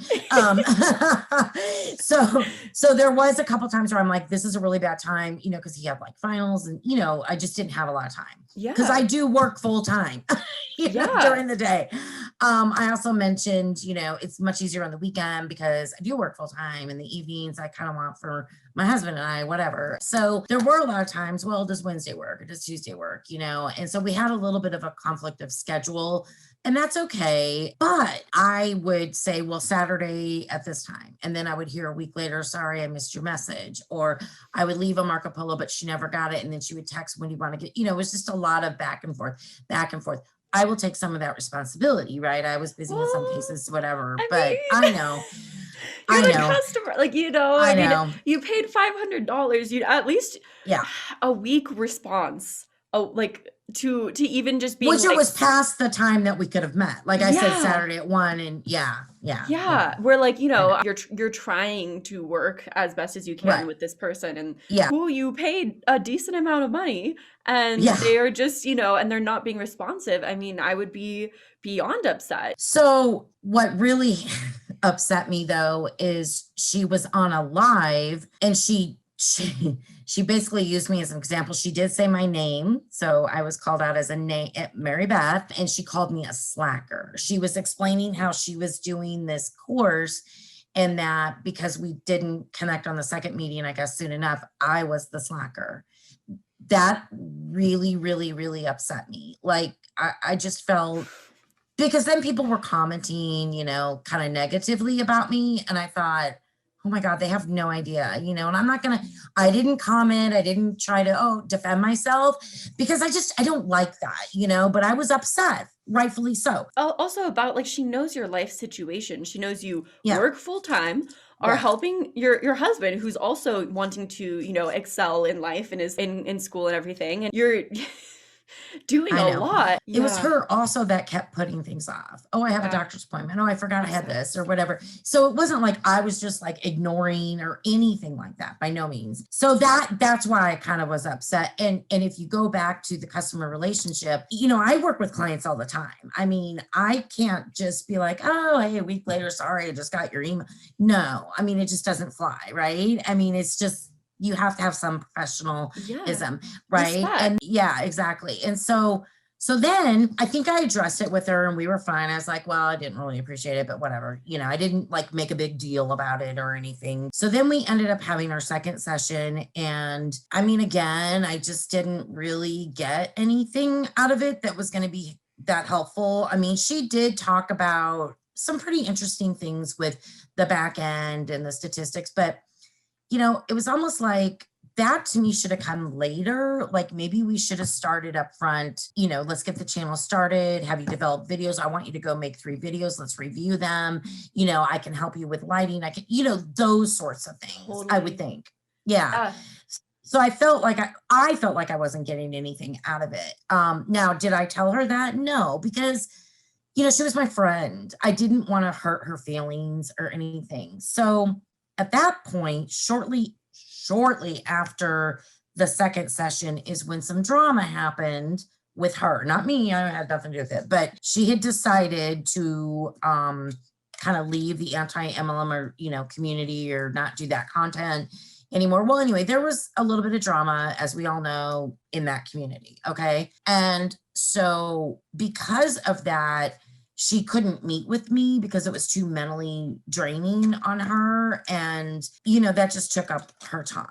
And I just feel like if you're offering a service, if I were a teacher in a university, by the way, if that was a 3 credit hour course, I could have paid less probably at some universities, you know what I mean?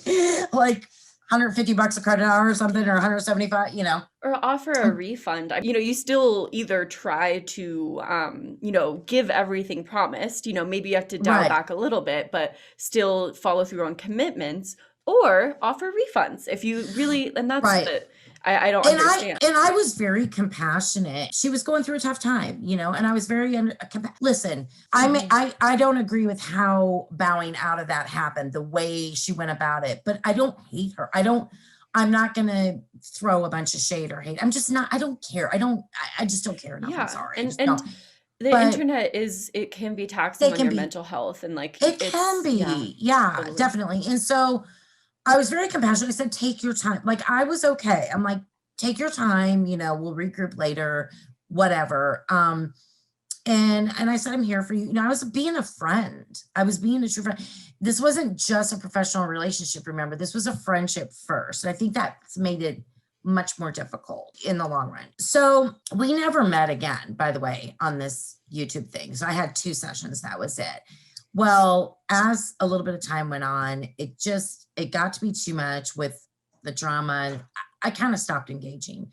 I never asked for a refund, and I'm sure people are like, you should, but you know what?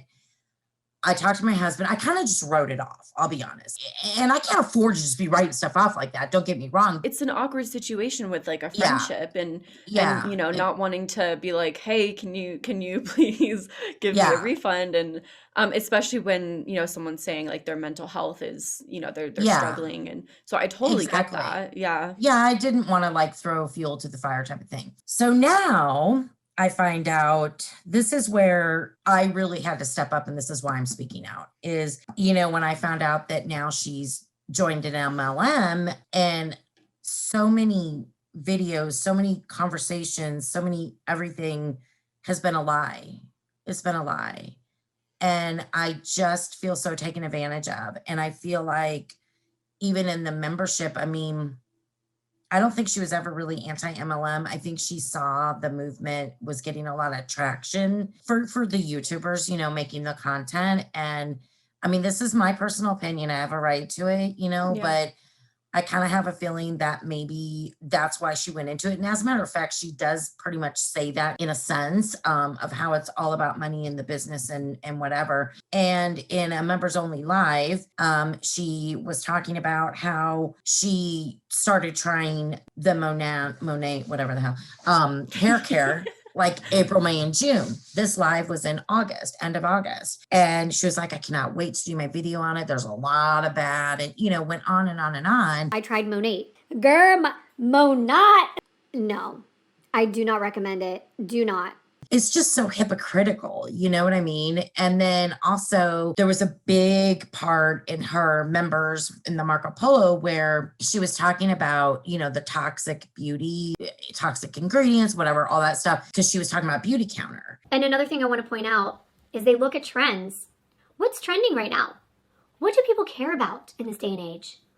Oh, they care about all natural products. They care about things being produced in an ethical way, vegan, cruelty-free, on a Leaping Bunny certified website.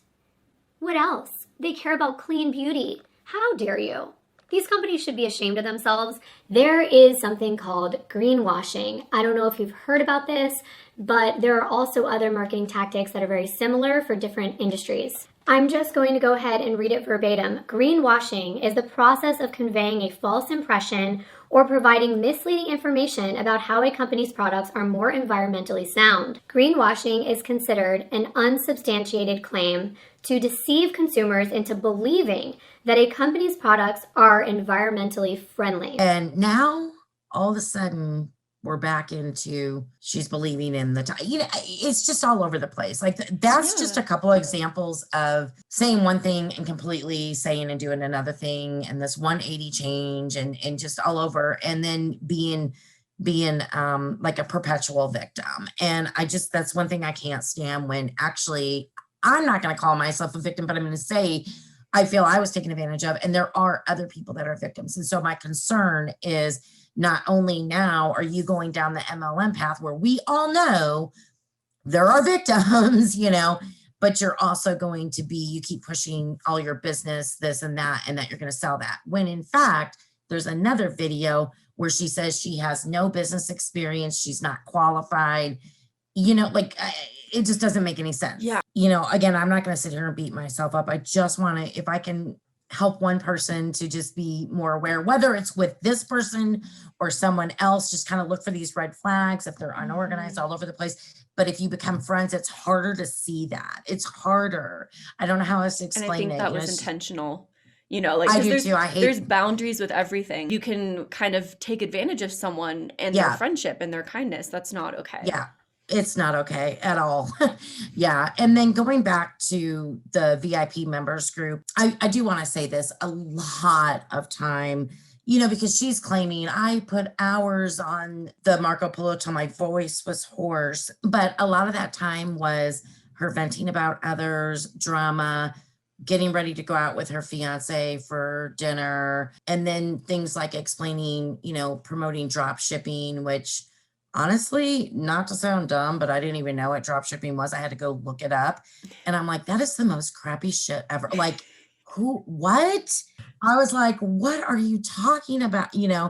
So yeah, she may have talked a bunch, but it wasn't about the right stuff. It wasn't we weren't benefited from it, Yeah. Our hands slapped a lot. We got in trouble a lot. We would get snapped at. She shamed one girl. Oh my God, so bad. And basically said she's crazy and has mental issues. And like, she went off and she just really, like, it was like you were in trouble with your mom and you were 10 years old, like, it was bad. And I felt so bad for her. And so then she, of course, left the group. It was a really horrible leaving, and the whole thing was a mess. So Toxic. It just sounds like, oh, believe me, very much so. And so then it was explained after that, that from Kay that, this person is one of her number one customers for her cell phone business. And she has a lot of mental issues and basically calling her crazy and all this, which I know this person now later. She's an amazing, wonderful individual. And even if she wasn't, that's uncalled for. You don't do that, like, that's terrible. So what are you saying behind my back when I'm not on the ground? You don't do that. Like, you did that in front of a bunch of people that don't know her. I mean, that was bad. That was bad in my opinion. And then she slapped a couple other people's hands, basically, and it was like, all right, whatever. I understand she wants to defend herself and she has every right to. I'm not, again, advocating any hate or meanness towards anyone. I feel like there's a responsibility to explain that I feel like I was scammed. I feel like I was manipulated, and I have a right to those feelings. They're my feelings, and I don't want it to happen to anyone else. And for anybody that's in an MLM or thinking of going into an MLM and sees that she has a large audience or following, I just really caution them. Be very, very careful. Number one, she's hid a lot of her videos, but she was the one very much so reading, income disclosure statements and explaining how the business worked, and was very much against it. So how can you go from that to now being in one? And here's what I think is worse. And this part actually disgusts me, is if I didn't know about MLMs, let's just say, like back in the day when I didn't, and somebody presented it to me, and they present you a dream and all the stuff, and I join, and then I'm like, oh, I want to present that to my friends too, because I want them to have it. You're an innocent person doing that. You don't know at that point. You know what I mean? You're not higher up where Kay knows. She did all the research, hours and hours and hours. Tell me this, like, how much worse is that you're purposefully scamming people? You're knowing what you're doing. Yeah. You're knowing how it affects people. So did she know what she was doing? Right. Yeah. So on everything else, my $500, did she know what she was doing then too? I think so. Yeah. I mean, of course I'm going to ask those questions, Yeah. And I think, and again, my opinion, but just based on my experience and what I firsthand saw, I think because in the back end, it was always about the numbers. And I think I shared with you, she made a lot more than $6,000. Okay. Yeah. Like so there you go. There's that. And maybe she only made $6,000 on the Monet videos, but why aren't you paying back all the other MLMs then? Where's the Arbonne money? Where's the, whatever, Beauty Counter, whatever ones. So that doesn't make any sense either. But I think she saw the potential for the money again. So now let me go to the MLMs, because there's tons of them in Monet. They're all going to follow me. They're all going to watch my videos. She's going to make so much more money. And then she's going to start, she already has a team. And I know she has a new VIP membership. And I saw where she was going to do a live with her VIP members and then with her Monet marker partner team or whoever. And I feel like she's merging them, which of course is going to be beneficial for her. But I also feel like, yes, she's going to have some type of courses for people that are not in an MLM, but also that are. And it it's very, very upsetting. It's like, I almost could cry, but I'm not that person. Yeah. It's just like, I don't want this to happen to anyone else. I just Yeah. don't, you know? And I think there's a lot of beautiful people out there that just don't know and they're interested, and that's great. And even if you are in an MLM, I have no hate towards a person. I feel for them. You know what I Yeah. mean? I don't want them to get suckered in anymore, you know? And that's why it's my responsibility to do this. And I'm sure I'll get hate for it. I don't care. It's not about that. We've all experienced something along this level in some way. You know, we can all relate to that. Absolutely. But Right. yeah, thank you so much for sharing your story and everything. Yeah, absolutely. And if anyone has questions, they can ask me. But I mean, again, I really, really cannot stress this enough that I do not hate I don't hate anyone. Okay. So I certainly don't hate Yeah. this person. I was friends with her, and I do want what's good for her, but I really, really, really would like her to take some responsibility. And I do want to caution other people, because I just don't want anyone to get hurt, you know? Yeah. And that's Totally. really what it is. Yeah, So you I don't- appreciate yeah. you. I mean, definitely, because you do have a good following, a great following. And I think it's really awesome that you're willing to get this out, because I know it's not easy for you either. You know what I mean? Like, it might not be something you want to do, you know, but I do appreciate that, because there are a lot of people affected also. There's a lot more than me. So yeah, I appreciate Yeah. it. Oh yeah. Yeah, of course. Thank you so much to Mary Beth for sharing her story and for being brave enough to help and warn others who might be watching this video of this type of thing happening. Hearing all of this has happened is infuriating and heartbreaking to me. So many people were so deeply hurt by this membership, and now Kay is moving to the MLM community to do the exact same thing with a new course, a new membership, all targeted towards MLMers. There's another anti-MLM creator on YouTube who also heard about these stories and was very, very upset by this. And that creator is Isabella Lanter. She decided to create a Google Doc where people can enter proof and their complaints of what has happened to them during the membership with Kay, and is hoping to get in contact with YouTube so that YouTube might be able to do something about this. Luckily, I was also able to sit down with Isabella as well, and I wanted her to explain the work that she's doing and promote it on my platform so that more people can get involved.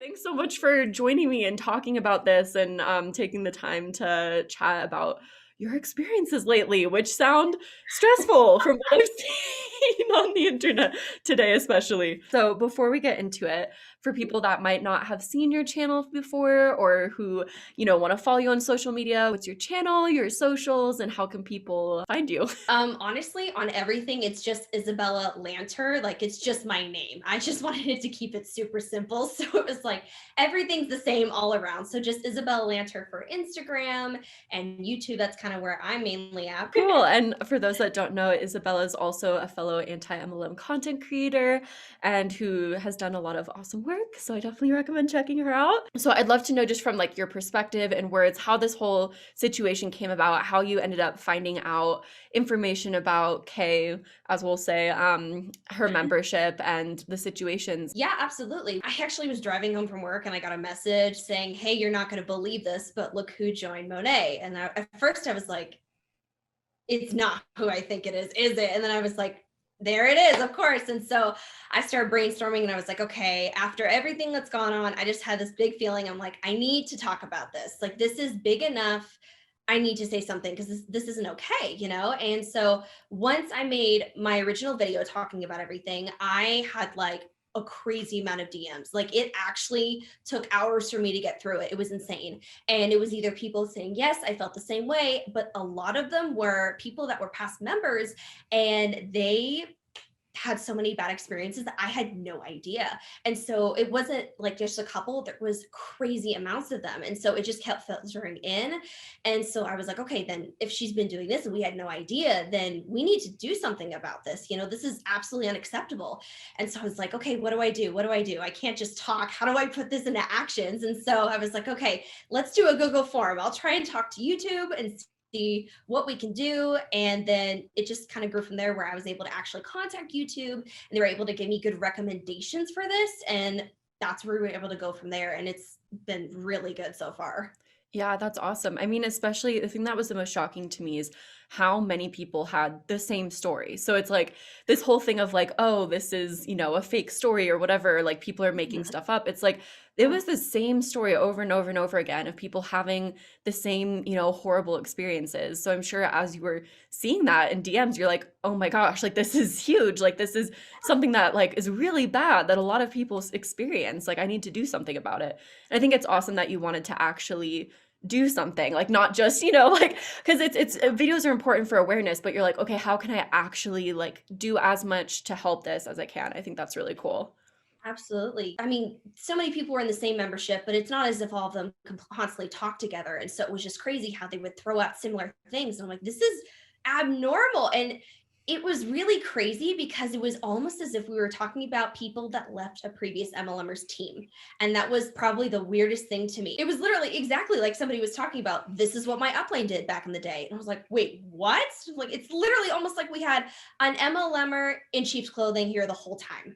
And it literally broke my heart because I was like, this is the stuff we were trying to prevent. And the fact that it happened in this community, oh, it just lit me up. I was mad. Yeah, you've definitely been the most active in hearing people's stories and trying to put action into that and help them. And so what are some of the most concerning stories that you've heard personally? Well, when I started the Google form, I was able to have more details because that's what I wanted with the Google form was they were able to give me like screenshots, everything. And so I had some people sending me like 20 plus screenshots of like back and forth conversations they had. So for example, there was one where she was just like, she lost it on me one time in just a live stream, just randomly out of nowhere because I wasn't agreeing with her. Kay decided in a lot of their conversations in Marco Polo's, from what I was understanding, is she started using it as a way of talking about personal life, things that were going on with her, which I'm like, oh, okay, in a membership, if you guys want to talk about personal things, that makes sense. Well, some of the members looked at that and were like, oh, okay, so we can talk about our personal situations, which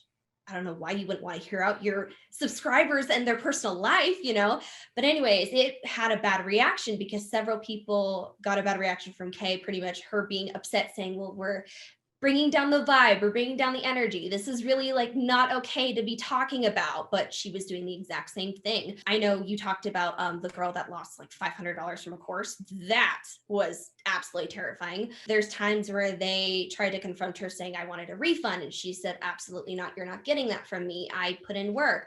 Or she'd throw out like other excuses of, well, I'm busy, or I'm like, you guys got to bear with me, but these are paying customers. These are people that support her so much. And when they're not getting what they deserve, and they didn't pay to, get talked down or gaslit, and like, they didn't do that. People don't, there's some people that got like a couple $100s on this membership easily. And that's all they got. And that's not okay at all. And it was just a consistent story of I was gaslit. I got in trouble. She made a story about me on Instagram and I was blocked, like crazy stuff like that. Anyone that even would confront her about things, they would just get blocked. Like I knew I was blocked recently, which I was like, oh, okay, whatever. But when I saw the members getting blocked, I was like, you gotta be kidding. What kind of customer service is this? Like, this is terrible. Yeah. If you're a business-minded person, you'd think that customer service would be at the forefront.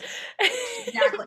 We all have our downfalls in business. We all, are bad at something, but you'd think at least listening to people who've had bad experiences would be an important part of being a business owner. But yeah. Well, my thing is your YouTube audience isn't just customers. In my opinion, they're family. They're people that have given you a platform. And I would feel so guilty if someone messaged me and said, hey, there's a problem. I would probably be literally freaking out, spending like all night trying to take care of it. Like it would eat me up because like I care about these people and they spend their time caring about me. They've given me so much. So that's something that really hurt me because I'm like, these people cared for her so much and loved her on such a personal level. And it broke my heart because they were let down. They lost a friend. They felt betrayed. And it was really sad because when they even tried to nicely even ask her and address the situation, they were met with pretty bad responses, honestly, terrible responses. Yeah. From what it sounds like, she really got close with a lot of her memberships, a lot of her members, and made them feel like friends, made them feel like, we have a really personal connection, as she did with creators as well. Like a lot of creators that I know who, opened up to her about their personal life. And so what do you think is like the greatest injustice in this whole situation that has kind of gone down with the memberships? I think especially not only monetarily the loss, but the trust.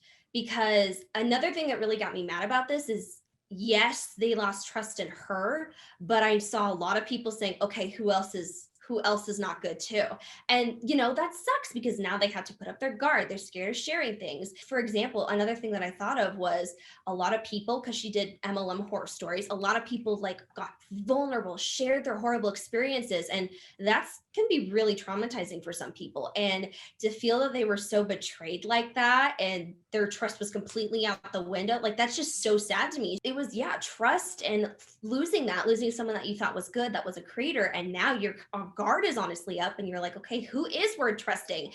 Am I feeling like I need to be careful of this person? Should I support them anymore or not? And it sucks, because I know there's so many amazing creators out there. Like, oh my gosh, they're just magnificent human beings.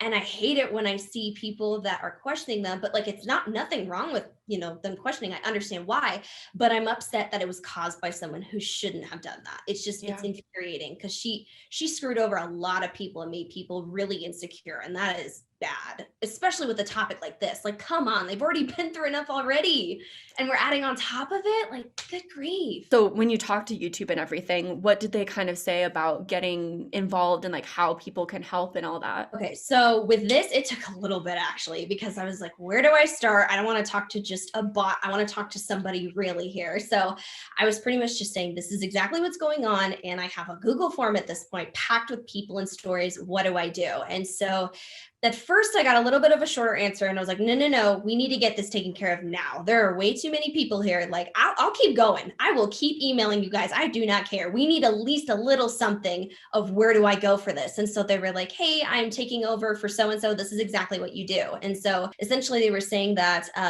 people need to report the channel and give a brief description on it, which I know I showed on my Instagram stories exactly like how to do that, but reporting it, and you can highlight, even if you were a member, you can report and say, please look at the member cases because this is a problem, just because that will push it out to YouTube better. They said that they had a team dedicated to this stuff, which was really good. And they said the more that pops up, the more they're going to look at it, which I was really happy about. And then they had a specific area for members where they said that request a refund and then put like your reason why and really go into that. And so if they have enough coming, they're going to be like, okay, there's a lot coming in. Why is it coming in? And so I just said, I have a lot of stuff here. I have all their emails. We have a bunch of screenshots and everything. If you could just look at this, that would be great. So we're kind of just waiting at this point. I know I'm probably going to just keep talking, follow up. I know I'm just probably keep checking up to see if there's anything new, but I know I was just saying, if you remember, please report this. If not, just explain that this needs to be looked at, because this is a major problem, because it's going to affect other people too. If let's say this person wants to continue on a membership some other time with different people, this could happen once again. And anti-MLM or MLM, we don't want anyone getting screwed over in general. So we need something to happen. And so, yeah, from the perspective of YouTube, I would think it puts distrust in the YouTube membership. If people, have a really, really bad experience like that, then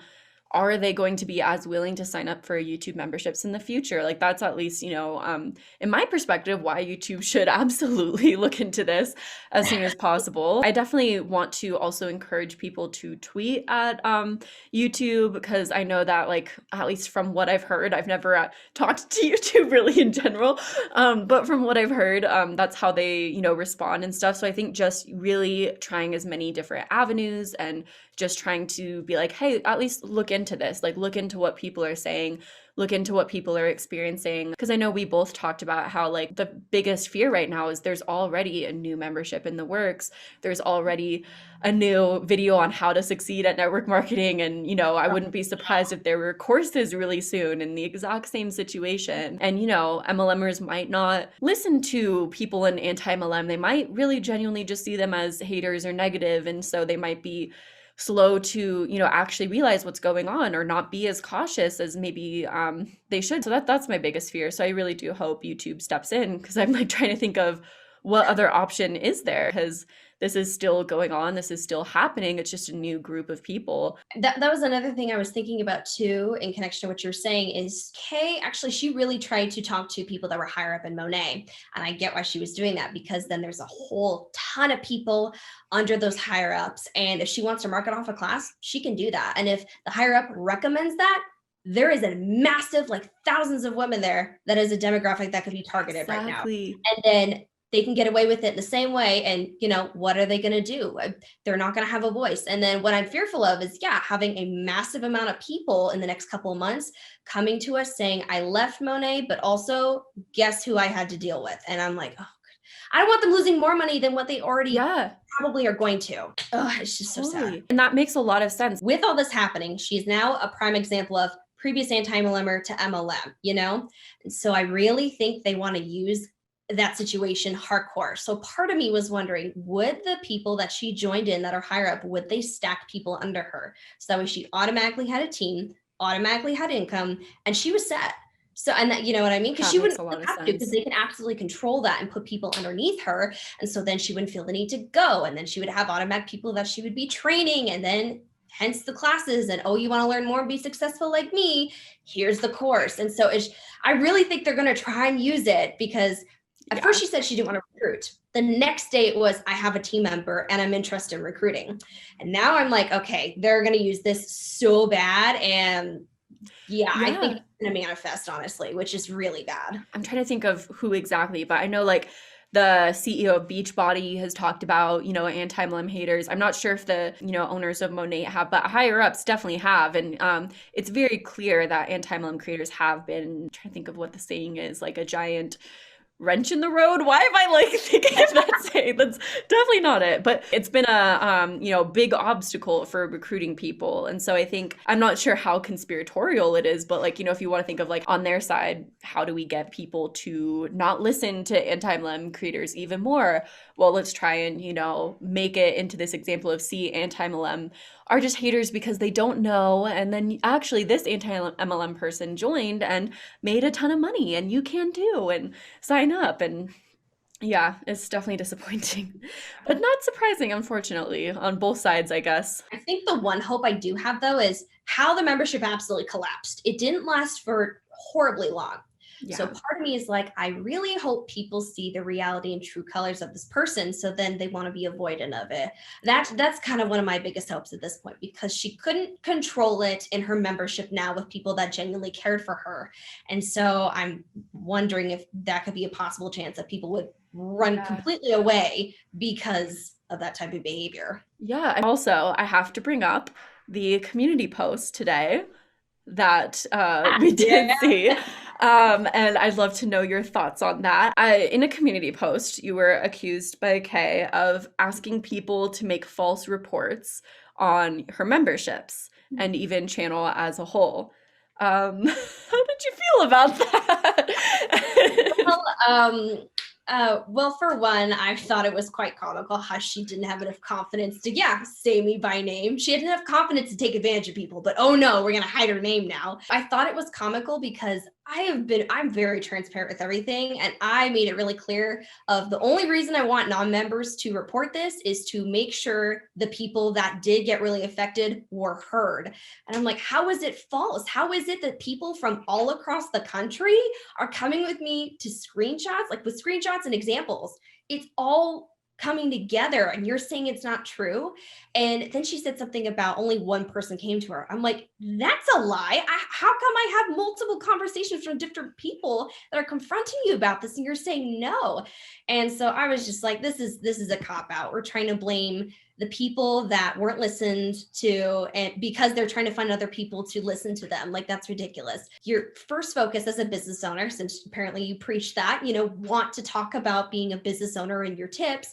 The tip for you should be focus on your customer service and listen to them instead of blocking them and calling them ridiculous. And another thing that she would talk about is, oh, well, I'm busy. I have this going on, and I'm just trying to make adjustments or fix the membership. I was just kind of like, then delete the damn membership. Don't keep it going and have people pay monthly for this. And so the entire community post was literally excuses on excuses and lie upon lie, because it was like, I have every screenshot in the book at this point to prove that this is, you were well aware of this stuff, but you're trying to backtrack and hide because somebody's trying to report you now at this point. So I honestly kind of thought it was comical, and I was just kind of appalled. I'm like, why is it that I have to break it down to you? Like, of all people, you should know. Like, you should know this stuff. So yeah. I was like, sure thing. We'll see what YouTube says. I am in no way concerned. Like, exactly. You're not like slandering, you're not doing anything. You're literally telling people, if you have a story, report it. If you have like something to share, like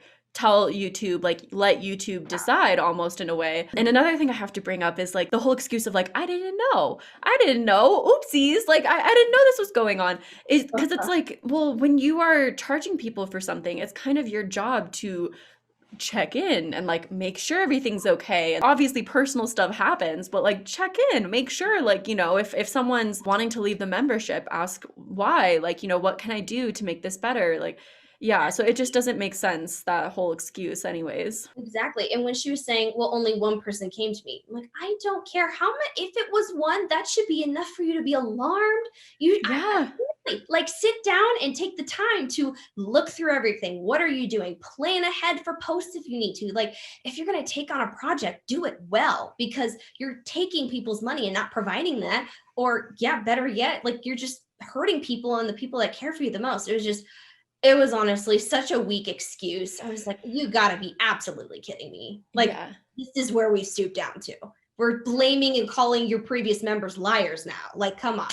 Ugh. I think one thing I always remind myself, and I think this is just good to think about in general for any person or creator, is her perspective at this point is in her own world. It is not on facts or reality or anything. It is honestly made up as she goes.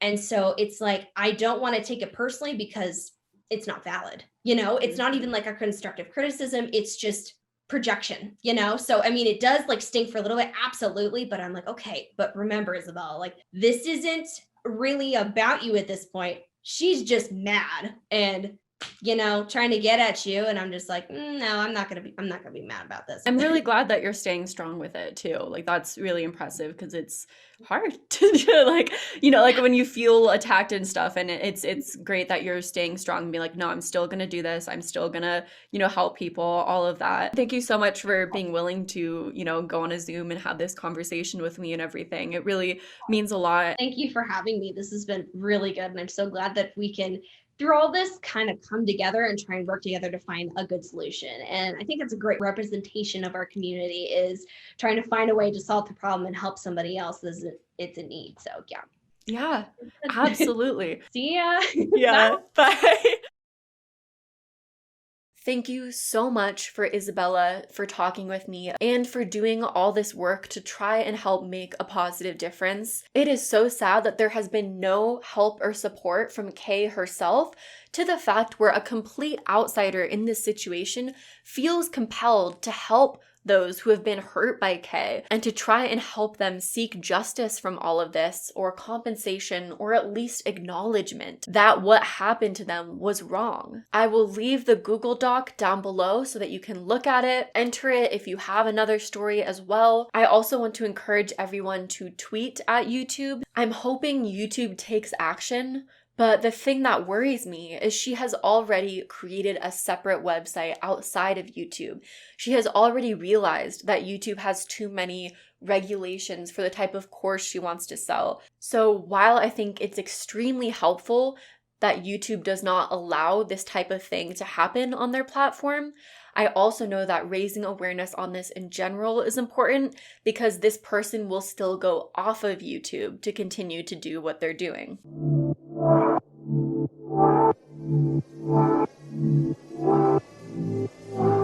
So, knowing all that we know now about the membership, has Kay ever apologized, admitted where she went wrong, or reimbursed anyone for the membership and the disappointments that they had surrounding the membership? No. But when she heard that Isabella was trying to help people who have been hurt by this person's membership, that's when Kay finally decides she should speak out. Kay responds by making a community post on her YouTube page where she says about Isabella, "I have been made aware that there is a content creator that is asking people to make false reports on my memberships and even channel as a whole. So no acknowledgement that there may be legitimate criticisms and legitimate concerns over her membership, or all the people I showed today who have actual proof that this person harmed them and that the membership was not a good membership. Telling people to talk about the things I did to them, the only people I've even spoken to about my memberships or perks were those in the top 2 tiers. Why didn't anyone cancel? People did. Or come to me to let me know there were issues? People did. If you truly felt that way,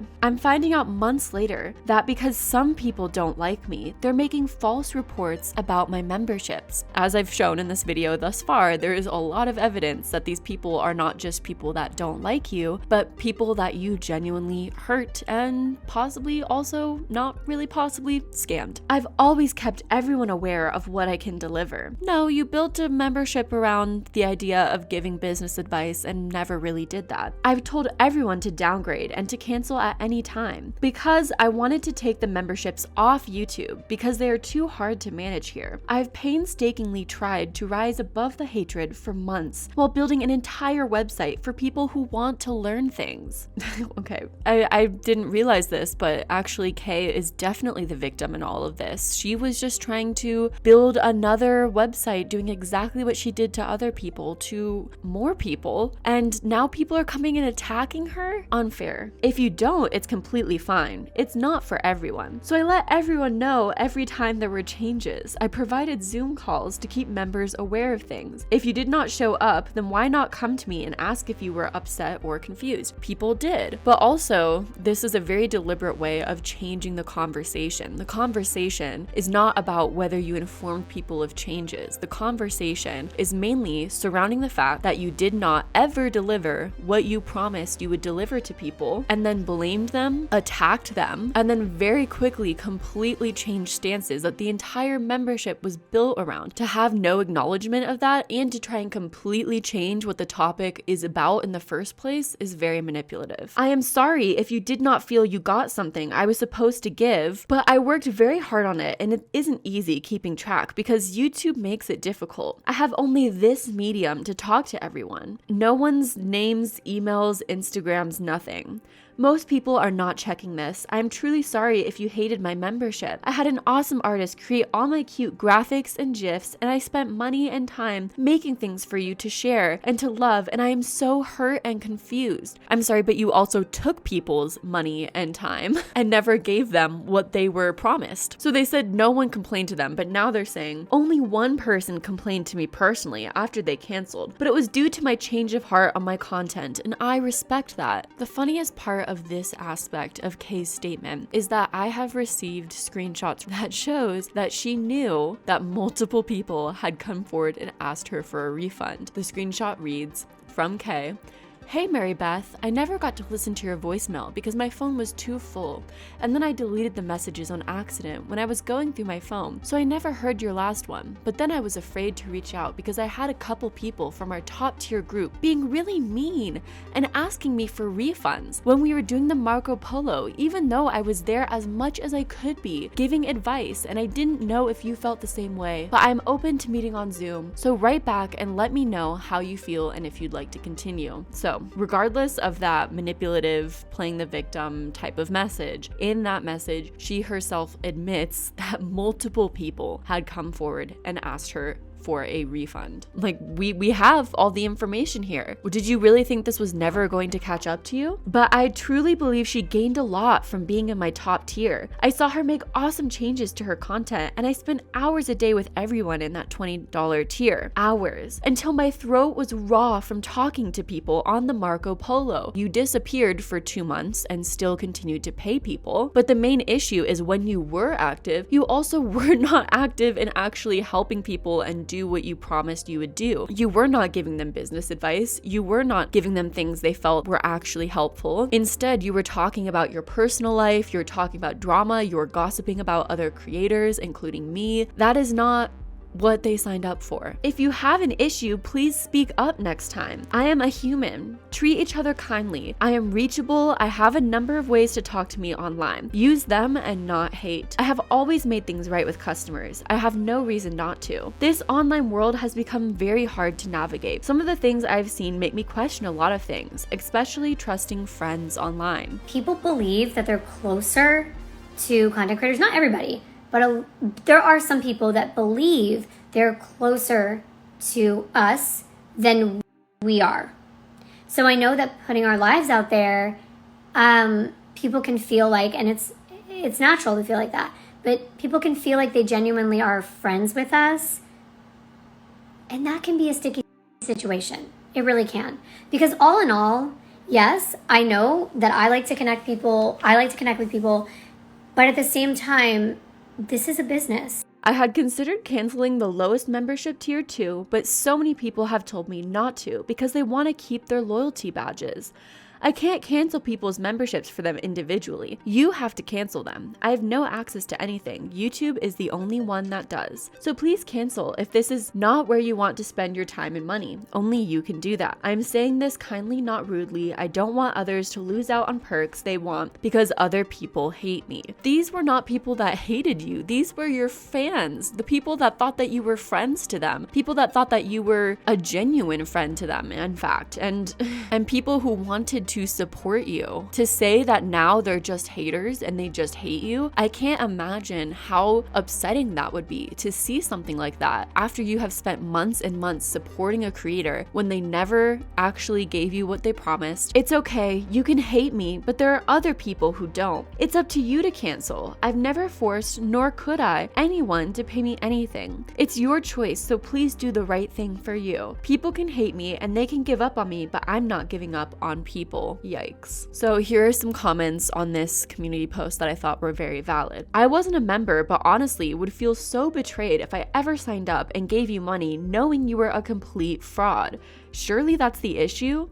That you got people to pay for you when you were a fraud and then criticize the people who paid to hear your opinion? I think you need to up your self-awareness. It's okay to change your mind about things, but you didn't. You said you just did it from clicks from the get-go. But you also have to note there are consequences for that, which you are insanely poor at doing. You are not the victim here. Another comment, genuine question. How do you have a consistent and comprehensive membership program that doesn't have a channel of communication? Exactly, so well said. Which, by the way, I will say there was a Discord and you can message people individually on Discord. I do it with my own Patreon members, and that's how I communicate with a lot of them, and it works perfectly fine. So to say that you did not have a method of communication is not true. That sounds off to me, in my opinion. If people are paying for something, there should be a function where you're keeping track of that, or YouTube is. That's a basic of online business. Also, I personally feel, and know many others do as well, that your tone and word of choice is rather victimizing of yourself without taking others' input into consideration. And the last comment I'll read on this whole thing is, this isn't an apology, but go off.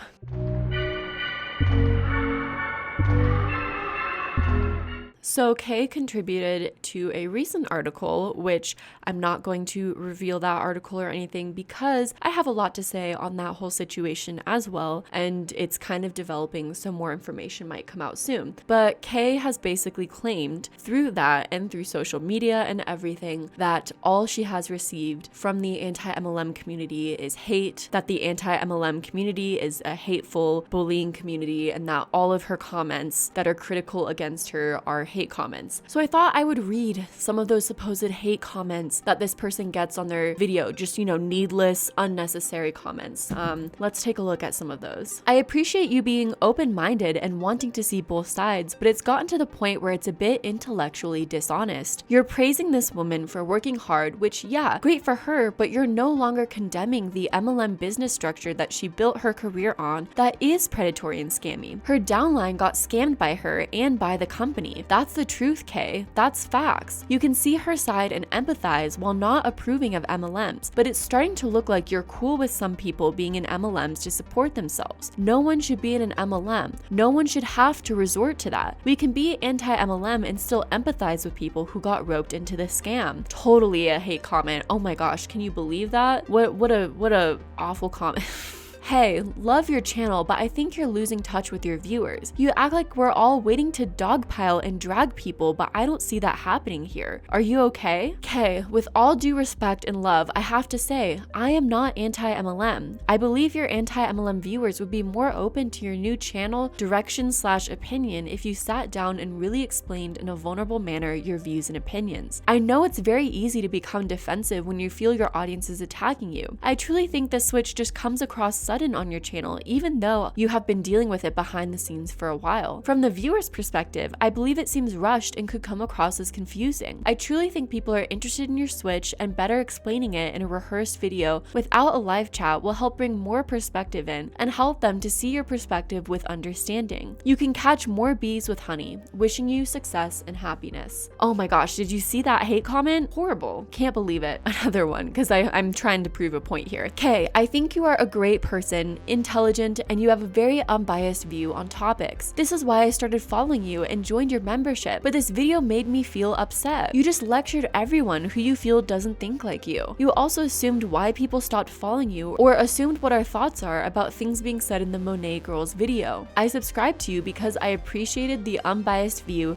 and facts brought to the table. I understand that you felt like you lost that. I felt you did too, but this last week all you have been doing is bashing your following. I'm sure there are a lot of people attacking you, but there are a lot of us who are just confused by the change. I understand MLMs are a business and you have to hustle to make money. The issue with the business is that they sell you a dream and tell you if you do everything they teach you, you will be successful, and that's not true. There are many people who focus all their attention on the MLM and never make money while ruining relationships and collecting debt. I really loved Kay's videos. Some of them had parts that were a little less than kind, but for the most part, I loved how educational the videos are. I respect and greatly appreciate that she doesn't want to attack the distributors now, but it seems like the entire video, the anti-MLM community is being berated and talked down upon. I was actually uncomfortable with the rants about the comments, but she's human. I imagine this all must be very stressful for her. I just hope it's realized we developed a lot of our opinions from the statistics and facts she showed us. And although some are repeated, it doesn't make them untrue. Just like all MLMers aren't the same, neither are all in the anti-MLM community.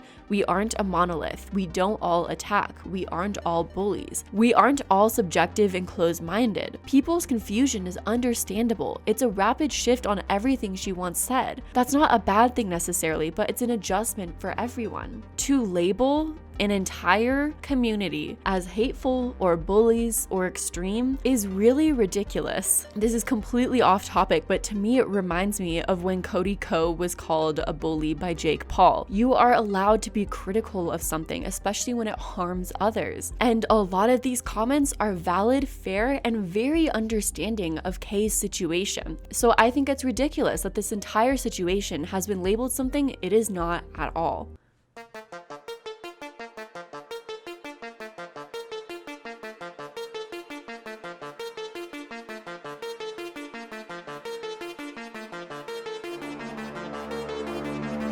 My mic stopped recording briefly for about 2 minutes, so my voice is about to sound a little bit different, but then in around 2 minutes or so, it'll go back to normal. Sorry about that. This is not drama. This is not people having a falling out or people just being mad at someone for leaving a community. This is real shit. Real manipulation. So many people used as tools to the extent that they don't even realize.